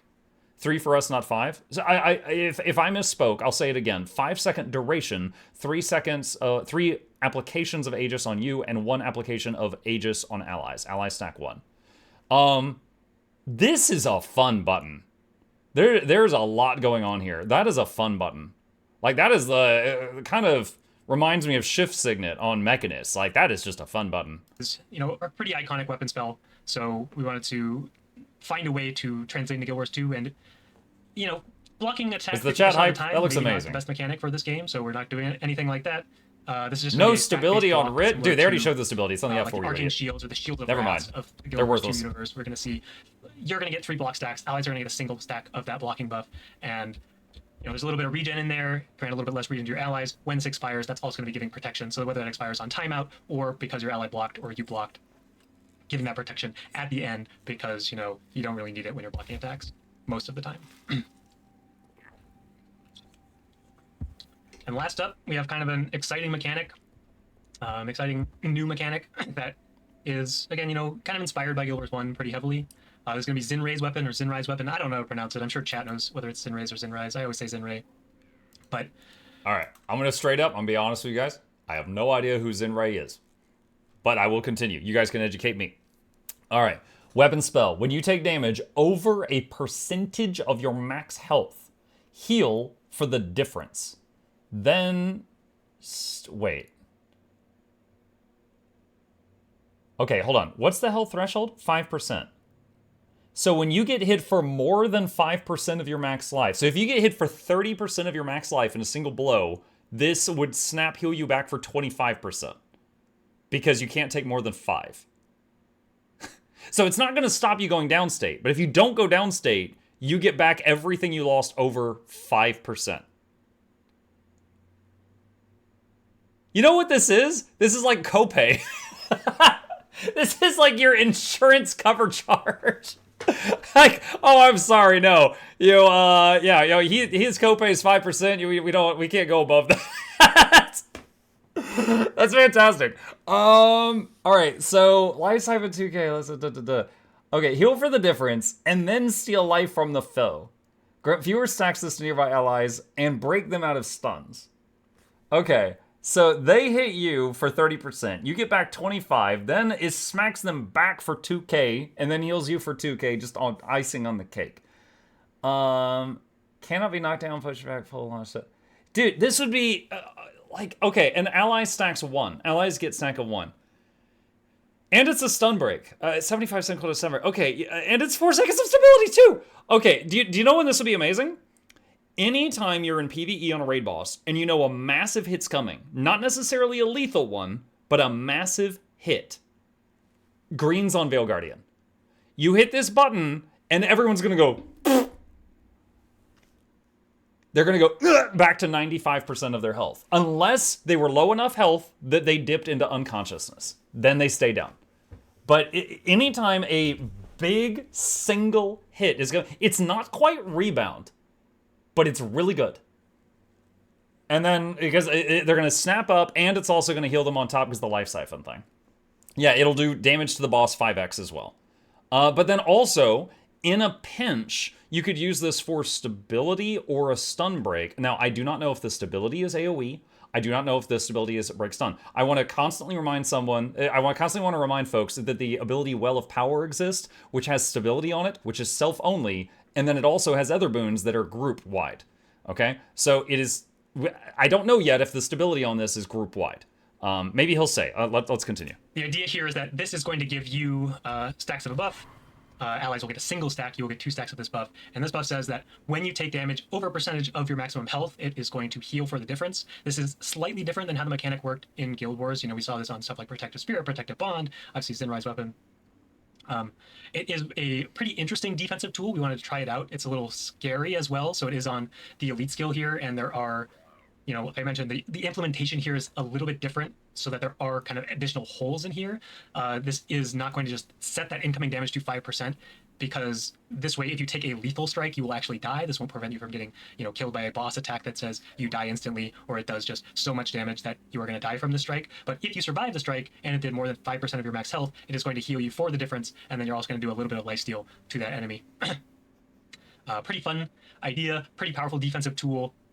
Is also going to break stun for allies and give them just a single stack of stability. We saw the big stability over here on Rupture Preservation, but a nice little bonus stack of stability to your allies. And you can obviously give them the Zinrai's weapon as well, so they can have a single instance of that defensive mechanic. Wait. Hold on. Did he hit the button again? Or when he walked to that guy, did it chain him? A nice little bonus stack of stability to your allies. Hold on. And you can obviously give them the Zinrai's. Okay, he hit it again. Never mind. For a second there, I was thinking that just by entering the allies' range that it would chain to them. But no, he pressed it again. Weapon as well, so they can have a single instance of that defensive mechanic. Very good against things like kill shot, not as much against things like rapid fire, for example. I'm going to take a quick water break for set up for our final burst through the traits. And anything you wanted to mention, too? Now just calling out, there's a lot of, weapon spells have a lot of differed uses. There's a lot of defensive ones, and the offensive ones are pretty different from each other. So it's going to be interesting seeing how this like mixes with the kit that Necromancer already has. Has some pretty niche but really powerful supportive effects, I'd say. So seeing how it fills out when you want to play a support ritualist or even like a DPS ritualist that takes a couple of these should be interesting to see what people come up with. Bone Minion Splinter Weapon. All right, moving into the traits. Let's put on some random traits. This UI doesn't keep flashing one last time today. Kicking things off with the minor trait that explains the pressure mechanic. Oh. Spawning power, obviously a callback to the... All right, Death Shroud is replaced with spawning power. Yeah, that was a passive thing that Ritualist had in Guild Wars 1. Death Shroud is replaced with Rich Shroud. Spirits created by Shroud skills will persist until you exit Shroud. After performing their initial attack, they periodically attack enemies, gain access to weapon skills. Attack interval of spirits is 3 seconds. Okay, I did say it looked like a few seconds, so the fact that they were hitting for 700 every 3 seconds is 200 and some change damage per second DPS. So yeah, again, hoping that this character's not wearing gear and that number will be a little bit primary higher. attribute of the Ritualist. A nice little nod here on a trait that doesn't actually do anything other than tell you how all of these things work. Next up, we're going to see Boon of Creation. This is going to be a little bit more Gain life force when you generating, summon a creature. type of trait. Spirits and minions are a creature. Dude, I was about to say, what is this? Okay, so that's awesome, because that means you can go into Shroud, and then like it starts to get down, summon your spirits. You're probably going to use like the Anguish Spirit immediately. Preservation, you might wait a little bit to get a heal out of it. And then what was the middle one? Wanderlust. Wanderlust is a CC. You might save that if you know that there's a CC moment coming, you would probably save it. But if you know there's not a CC moment coming, you might just throw it for the damage. But then if any of them cool down, I think Anguish was 12-second cooldown. Before your Shroud runs out, you can hit it again and get more time in there. And then of course, if you've got any minions on your bar, you could resummon them for more life force. Every time you summon a creature, so a spirit or a minion, you're going to get some life force. So notably, you can use this outside of Shroud with minions in order to build up life force towards Shroud. When you're already in Shroud, you're going to be getting some life force back every time that you summon a spirit. So just giving you a little bit more uptime on the spirits as well, and just giving you that additional life force. Nice little, effectively a defensive minor trait here. Okay. Next up, as mentioned, Ruptured Souls. This is going to be the thing that's actually giving you access to the Rupture skills. We wanted these to be pretty powerful. We saw a lot of damage. Wait, what? The F2, F3, and F4 buttons are on the Grandmaster Minor? Gonna be honest, I feel like that should just be here. Like, Firebrand doesn't have to go all the way to there to get their tomes. I feel like that should just be included in that. Just feels like they just didn't have an idea of what to put there. Damage, a lot of might, fury. Obviously, the huge boons here on Rupture Preservation. But we want to make these skills strong enough that we felt it is essentially the trait level strength of those effects, as opposed to making them significantly worse and then putting a different effect here in the Grandmaster slot. Moving into the adept traits, the first one here is kind of a fun one, Wandering Spirits. This is going to cause your spirits to basically follow you around, so we're just going to play around looking to spawn an Anguish, and the Spirits teleport to you whenever they auto-attack. idea is that every time Anguish goes to auto-attack, or any of the other spirits go to auto-attack, they're going to first move closer to your position. So not as relevant if you're fighting a stationary boss, but maybe you're running around the open world, and you're going to want your spirits to be following you around as you're moving. Hopefully being near enemies still, such that your spirits will be attacking things, but this is giving you that opportunity to not have them locked to a single position when summoned. Next up, we'll take a look at Spirit's Gift. Add another one to your talent. Heal and remove conditions from allies near you when you summon a creature. 1 Condi removed, about 1k healing. Of Guild Wars 1 references, but this is another thing that makes a lot of sense. Every time you summon a creature, spirit or minion, you will heal and remove conditions from nearby allies. We want to make this one trigger around yourself because if you are throwing a Wanderlust, for example, out at an enemy to knock them down, we still want to give you that healing to you and your allies at your location. So this one does behave slightly differently in that it triggers around yourself. But this is another case where we kind of made an exception. Spirit's Gift will allow you to heal yourself when you are in Shroud. because you know, a lot of the creatures that you are summoning are going to be in Shroud, whether or not you have minions. Okay. Next up, we have Explosive Growth, kind of the collection When you summon a creature, deal damage to enemies around that creature. of ritualist enchantment spells, because really what are traits other than enchantments that never expire. But Explosive Growth, every time you summon a creature, deal damage to enemies around that creature. So again, I'm going to run in, spawn my bone minions. That's going to do a couple of procs of Explosive Growth. You go into Shroud, summon some spirits. This one's going to be triggering around the enemies, because again, I'm going to spawn Wanderlust on top of my enemies, and I actually want that damage trigger to happen around them. So both of these traits kind of work the way that you would want them to, but a nice little potentially bursty damage trait here in the bottom of the adept slot. Next up, we're going to see Wielder's Remedy. Weapon spells remove conditions from affected allies. 2 conditions removed from self, 1 condies removed from allies. Yo, that's going to be a great pick for certain fights. Weapon skills, like you could have every single button over here be a weapon skill, and then every single one of them is AoE condi removal. That cause weapon spells to remove conditions, obviously from yourself and from allies. Similar mechanic where allies get a slightly lower effectiveness here. You're going to cleanse 2 from yourself, remove 1 from allies, and that's just how it's going to be. You know, a powerful defensive option if you have a bunch of weapon spells on your bar. Here in the middle we have Empowering spirits grant boons to nearby allies when you summon a spirit. Anguish gives 8 stacks of might. Wanderlust gives fury. Preservation, the healing one gives resolution. Also, 3 seconds of quickness. 3 seconds of quickness, which would be 6 seconds in full concentration gear. Empowering spirits is going to be that boon trait. I'm going to give some quickness as in addition to other boons. So just hold on. There might be more quickness traits. I don't know. But if you just go into Shroud, drop all your spirits, and leave Shroud, if you can get back into Shroud within 18 seconds, and your spirits have cooled down to be dropped again, you've got a quickness provider. Here when you summon a spirit, so every time you summon Anguish, you're going to give might and quickness to nearby allies. Then you're going to summon Wanderlust, give quickness and fury to nearby allies. And similarly, with the Spirit of Preservation, you will give resolution and quickness to nearby allies. So, you know, pretty straightforward boon DPS trait. You're going to be going into Shroud, summoning your spirits, giving some boons, and that's going to be quite useful. And last up, we have Spirit's Strength. Your spirits do more damage, and their healing is increased. 50% more effectiveness. Spirits deal more damage, and their healing is increased. This one's pretty straightforward. Kind of plays into the more... The cooldown is to blow up the spirit, not spawn it, right? In Shroud, the 2, 3, 4 is spawn the spirits. I don't have all their cooldowns memorized. I believe the 2 is 12 seconds. The F2, F3, and F4 is detonate the spirits.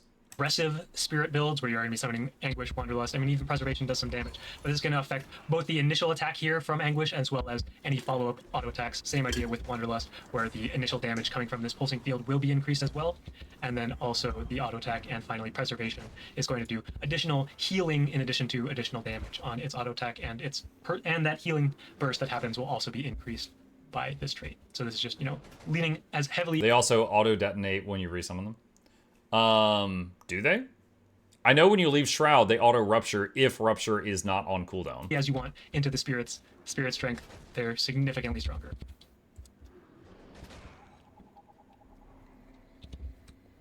Three more traits to go.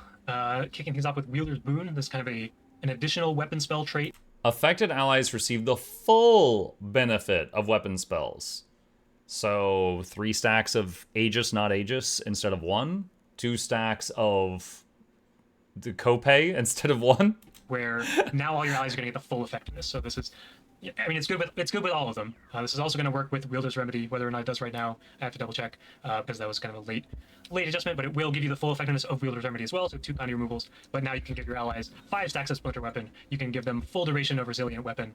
You know, basically, if you are looking to get those powerful moments of the weapon spells, now you can get even more of that to your allies. And then the next trait is going to be Lingering Spirits. Spirits persist when exiting the Ritualist Shroud, but continue to drain life force. During this time, spirits attack more rapidly. Life force that is gained during this time will not be consumed by spirits.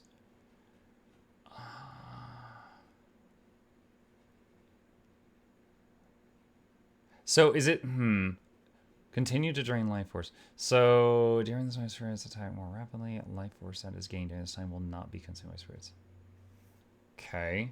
So there is a chance. Okay. So this is something that we kind of alluded to in the blog post, where there is a way to get your spirits to persist outside of Shroud, and that is if you have the Lingering Spirits Grandmaster trait.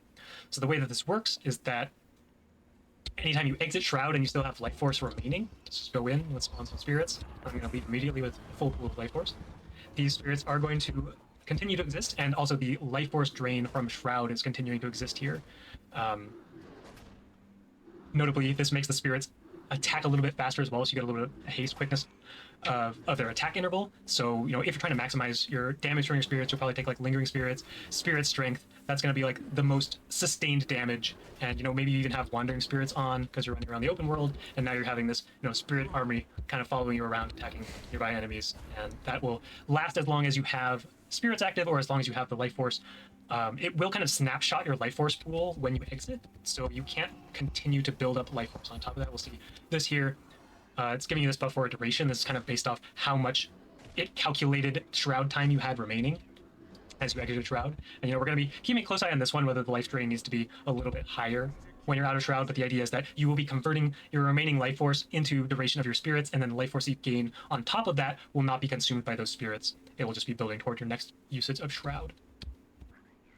Importantly, if you do rupture all of your spirits, it will turn off and stop draining your life force, because, it might feel bad if it did. And last but not least, we have, But didn't he say they auto-rupture when you leave Shroud? So does taking Lingering Spirits stop the auto-rupture?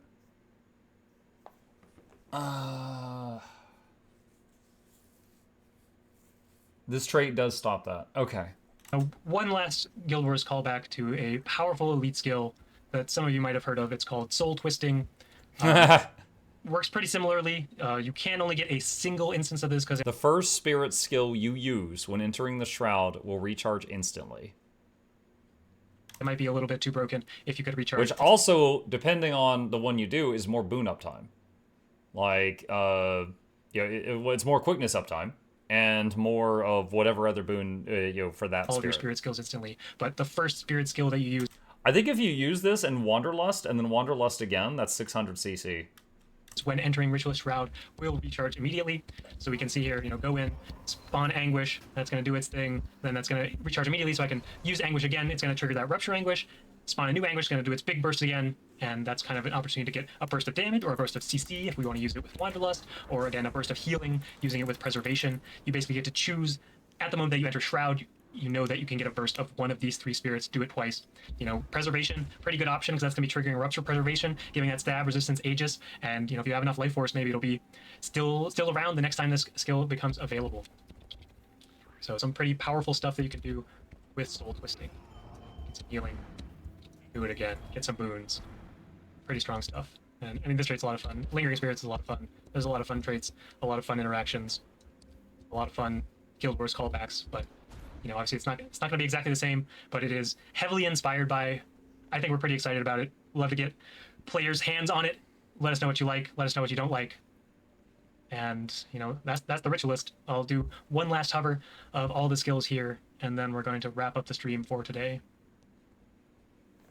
All right, what time Any stamp thoughts, is this? Taylor, on the 1:37. Yeah, I Ritualist? think just another disclaimer that the numbers you guys see as we hover everything are still in flux. We're actively tweaking them. A lot of the initial things we put are very, very much vibe based. Before the beta, going to go back through and make sure things are closer to how we want them. Obviously, use the beta for fine tuning things. So some numbers might seem pretty crazy. Maybe they're not crazy. But just keep that in mind as you're looking at the value for things. But largely, the functionality of the tooltips should be correct. Bone minions. That's not a Ritualist skill. Maybe it will be for a number of the people in the chat. I love playing Minion Necro because all the minions get the Arena Guild tag when they follow you around, so, maybe Ritualist is the Necro spec for me. Yep. Open of Wording, Sinray's Weapon, and I guess we should show off the Shroud skills one last time. Essence Blast, of course granting me might because I have the Spike trait line equipped. Spirit of Anguish. Mm-hmm. Spirit of Wanderlust is not elite finisher. Don't believe the skill fact here. Spirit of Preservation. And last but not least, that's Summon Spirits. All right, that one didn't have quite enough time. There we go. Plenty of time. Watch the VOD. Get your screenshots. Pause here. Let's see, quick pause here. Arceus says, what's your opinion of the fact that it seems like due to the Shroud mechanic, you cannot really play Spirits and weapon buffs or minions? Spirits go poof when exiting Shroud, no utility skills in Shroud, without Grandmaster trait. The whole spec feels like it should have been Scourge like Pseudo Shroud, as in Life Force's mana bar, and Spirits draining that mana bar. You're not wrong. I will say the weapon skills all have sizable cooldowns. None of the weapon skills, I don't think, had really short cooldowns. Maybe like the DPS ones, like Splinter. But most of the ones that had like Giga utility had longer cooldowns. So the fact that, you know, you could like be playing most of the time in Shroud and occasionally drop it to do one of those is a thing. My first thought is actually, if you want to do support Ritualist, do you need staff? Because the new staff rework with Transfusion. And if so, how do you juggle? Like, staff 2 is like a 4-second cooldown. So how do you juggle how much time you spend in staff versus how much time you spend with spirits? You know? And it's like, you have access to staff in your utilities, or you have access to spirits, and that's not even talking about like weapon swap. And it's just like, okay, you know, trying to figure out like how much time you should spend in each one for maximum effectiveness. But yeah, if you're using, you know, staff to like get, for example, staff 5 is a source of stability. It's one of them. If you're like using that, then, you know, you're gonna pop your summons. And also just the rupture mechanic to keep boons on people. It seems like you're gonna have to rupture your spirits and resummon them from time to time. So you're never going to have your spirits out like 100% of the time, I don't think, from looking at this. So it's certainly not what it was. It's certainly a bit different, but definitely want to get my hands on it and try it out and see how it feels. I think that's all we have to cover here today. So let's go back to this screen over here, so you can all see Taylor's beautiful face in a much larger size. Yay. Yep, as Taylor mentioned, you know, a lot of stuff. Obviously not final. Getting ready for the beta. We'll just say this all again because it is important. We're going to be doing a lot of iteration based off of the beta feedback. So if things are not exactly perfect for the beta, you know, we're not surprised. So hopefully you guys aren't super surprised either.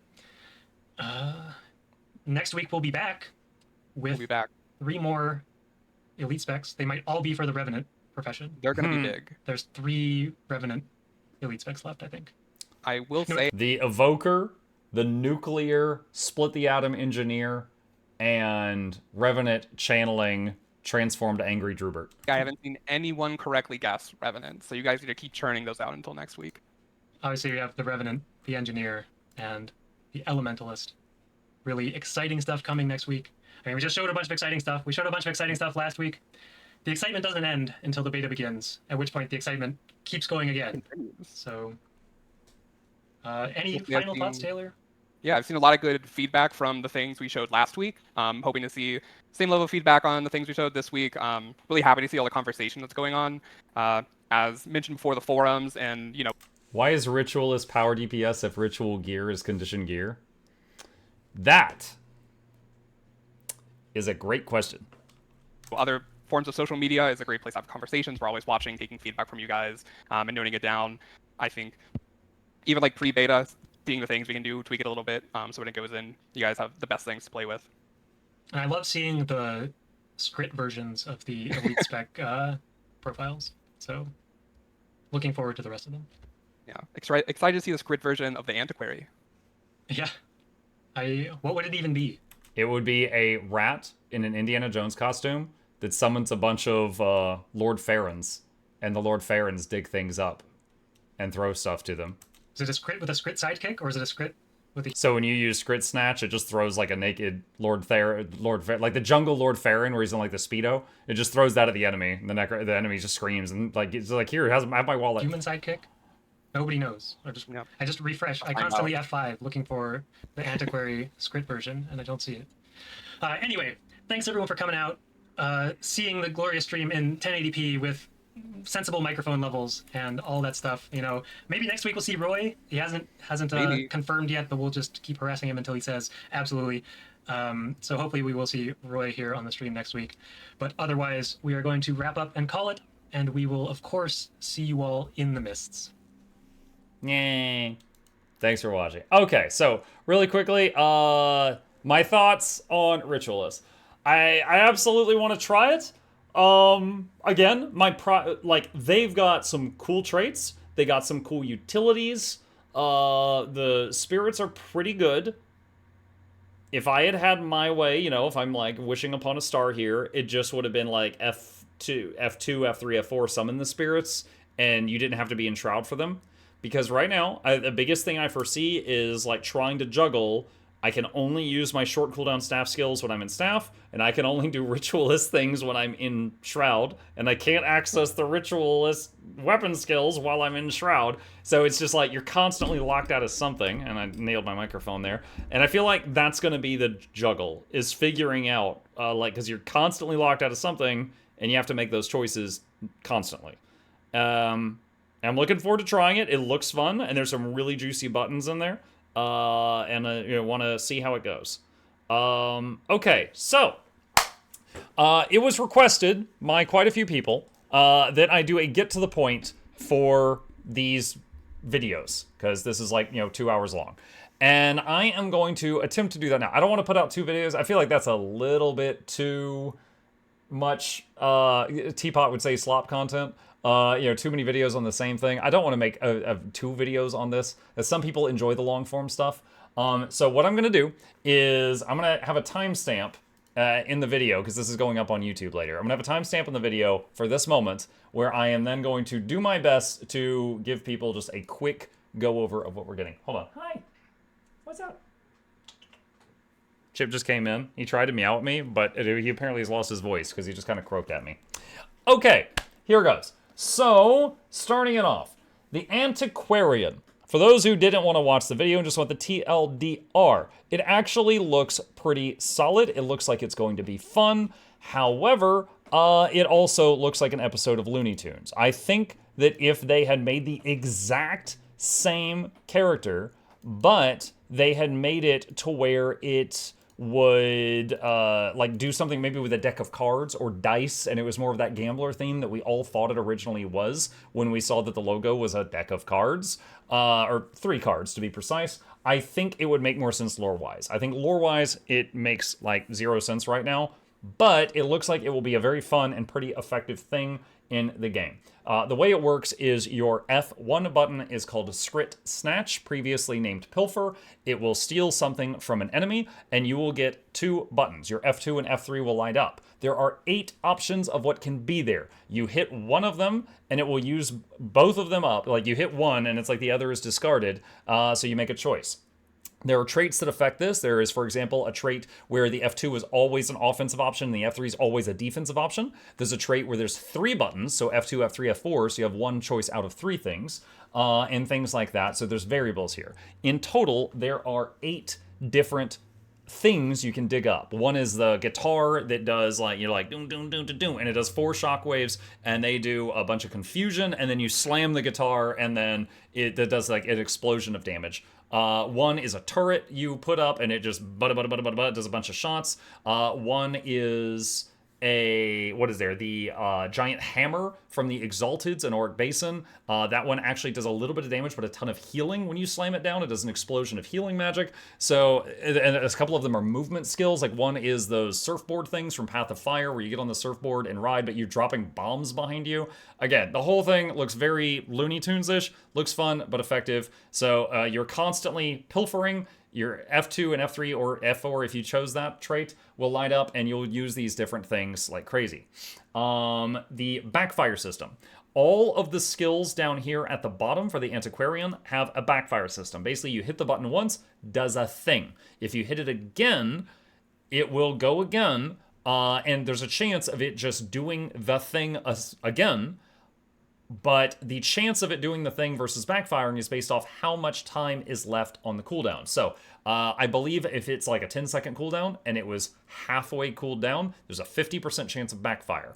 If it only had 1 second left on the cooldown, there's a 90% chance it'll work successfully and a 10% chance of backfire. So you could potentially use it and it works successfully, use it and it works successfully, use it, but the more times you do it, the less the odds of that happening. Now, if it backfires, something will happen. The healing skill is the only one that's a bit nice because they don't want your healing skill to blow up in your face. Basically, it's like you take a sip from a healing potion, and if you backfire, you're like, oh, like those old infomercials where they drop everything all over themselves. You spill healing juice all over yourself, and it's a much larger heal, but it doubles the cooldown. So the cooldown gets larger if you spill the healing potion, and you also, I think you get some Conti Cleanser Initiative or something. The other skills, there's 4 other utility skills here. One is a teleport, but if you use the teleport and you use it again and it backfires, you fall on your butt, so you stun yourself right in the enemy's face. One was a Jade Sphere, where you shield yourself from damage, but if you backfire it, you do like 10,000 damage to yourself. One was a Mortar, and the Mortar does a bunch of condition damage, but if you backfire it, a Scrit is summoned. The Scrit fires the Mortar, but if it backfires, the Mortar blows up in the Scrit's hands. So I guess the Antiquarians are going to be killing tons of Scrit. And it, instead of doing damage to the target, it does damage around the Scrit, and it can hurt you. But you get you see a big red ring expanding, so you could just like step to the side, and it's really easy to walk out of. But like that skill, it doesn't add to the cooldown when it backfires. So you're probably gonna just mash that every time it lights up, whether it's backfiring or not, and just move out of red circles when necessary for maximum damage. And the elite skill is a ton of Scrit start digging up artifacts around you. It's like a whole rave of them, and you basically get an artifact every 3 seconds for 15 seconds. So basically, you're just like, you get the artifacts, you make a choice. You get the artifacts, you make a choice. You get the artifacts, you make a choice. However, the backfire for this one is built in, and occasionally one of the choices will be a bomb. And if you click the bomb, it blows up in your hand. Again, Looney Tunes. And you're like, oh, guitar, oh, hammer, oh, bomb, oh no. And then, your hair stands on end, you look all charred and stuff like that. You take like 10,000 damage. So again, high risk, high reward, silliness.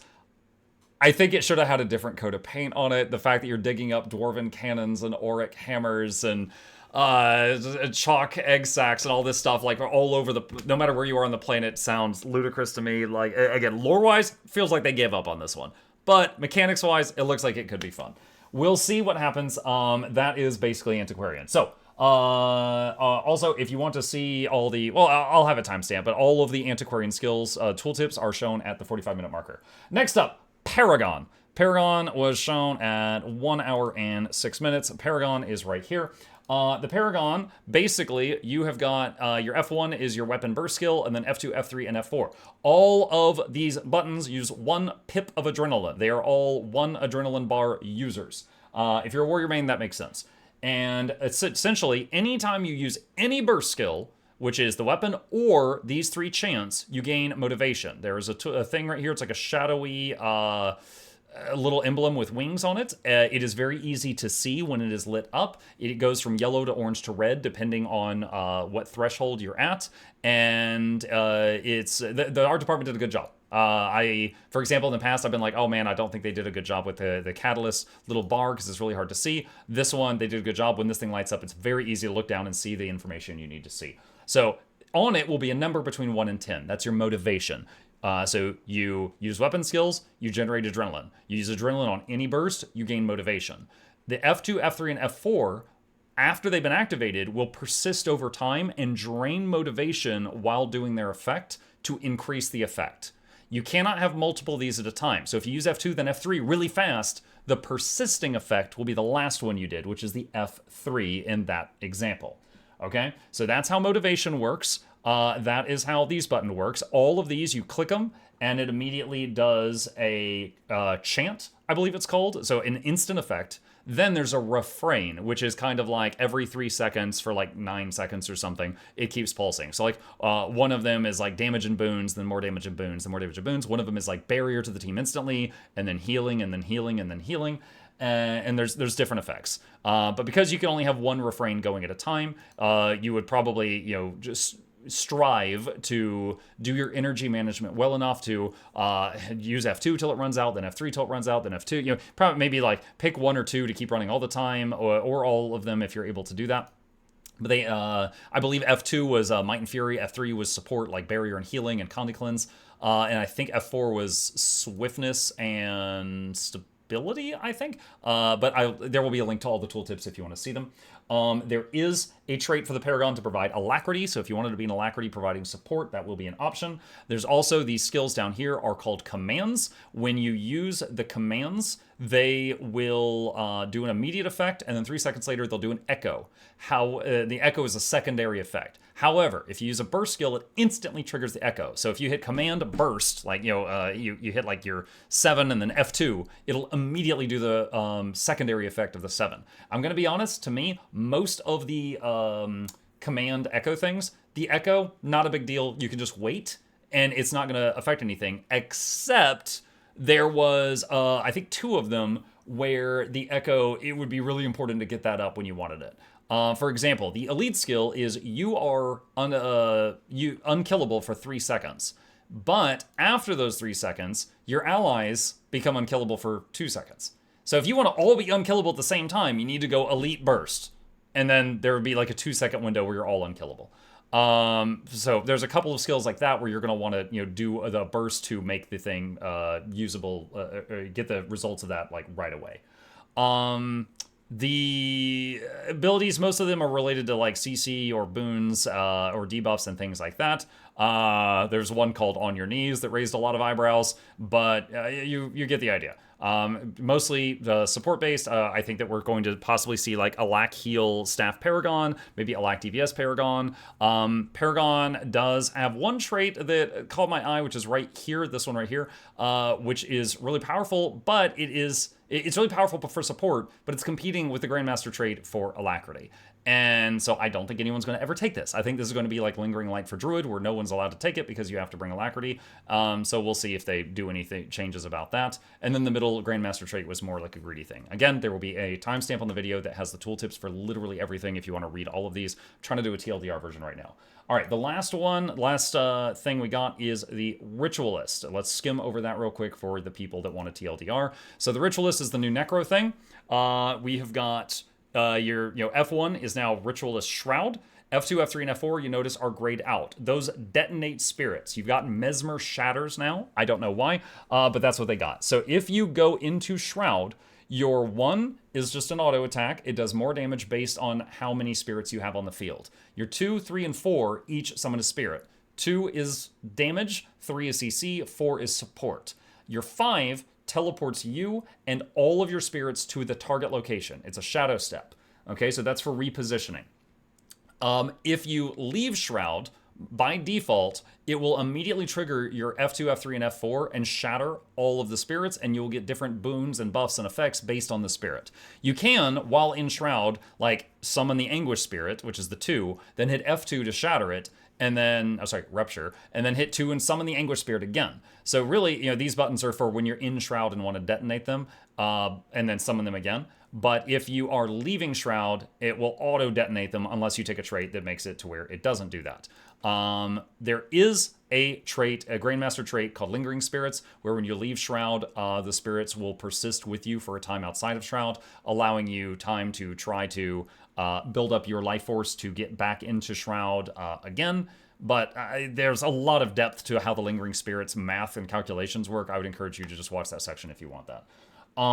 So the F2 one, again, the 2 one is Anguish, it's DPS. The 3 is Wanderlust, it's CC and a lot of debuffs. The 4 is Preservation, which is a lot of healing. All of them, after you summon them, and they have done their big flashy thing when they appear, they start auto-attacking. 3-second cooldown on auto attack, 2-second cooldown with a Grandmaster trait if you choose to take it, and they are just like slow guns. Very light damage, but there are ways of increasing it if you wish to do that.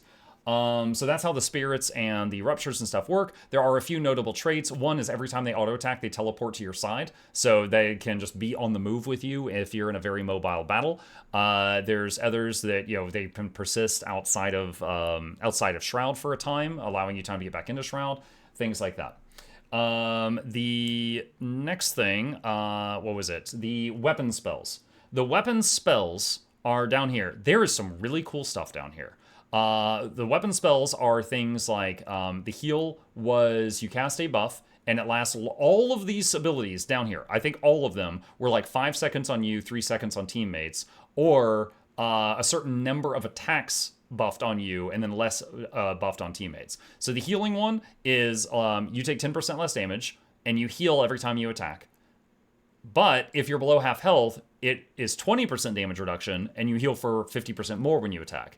And it affects your teammates, but it's to the same amount, but for a lesser duration. Oh, I'm sorry. I said when you attack. I think it's a heal per second. So slight correction there. The next one is Splinter.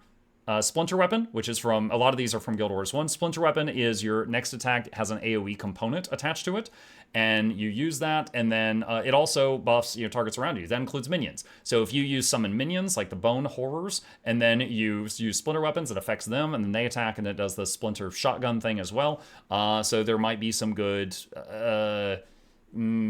synergy between summons and also the Ritualist itself. By the way, while I'm thinking about it, the Ritualist summons themselves are not targetable. They cannot receive boons. They cannot be affected by enemies. They are just an invulnerable thing. They do their thing, and that's it. If you're in PvP and a Ritualist is somehow pressuring you with spirits, when you just hit the Ritualist in the face, it will damage the Ritualist bar, increasing the speed that they get knocked out of the Ritualist form, because Ritualist Shroud is a true shroud, not like the Guardian one, where it replaces their hit points, so any damage they take shortens the amount of time they can be in the shroud at all. Some of the weapon, another weapon spell that was really good is there was one that would, was it the warding? It might be a warding weapon. Chat will correct me. There was one that was effectively Aegis by a new name. It was like block the next attack. And then it had like a 5-second duration and 3 stacks on you or 1 stack on teammates. So it was there was Aegis that can't be boon ripped. So very cool. So basically you've got an Aegis, and there is a trait that you can choose to take that makes it so your teammates get the same amount of buffs from weapon enchantments as you do. So instead of 3 blocks on you, 1 block on teammates, it can be 3 blocks for everyone if you decide to take that trait. The Grandmaster trait, which was also quite memorable, was a special new mechanic where if you use it, what it will do is put 1 buff on your team, 2 buffs on you. And what it does is if the next hit does more than 5% of your maximum life, you are healed for the difference. This will not protect you from death, but if you were at 100% health and you get knocked to 1, you snap back up to 95.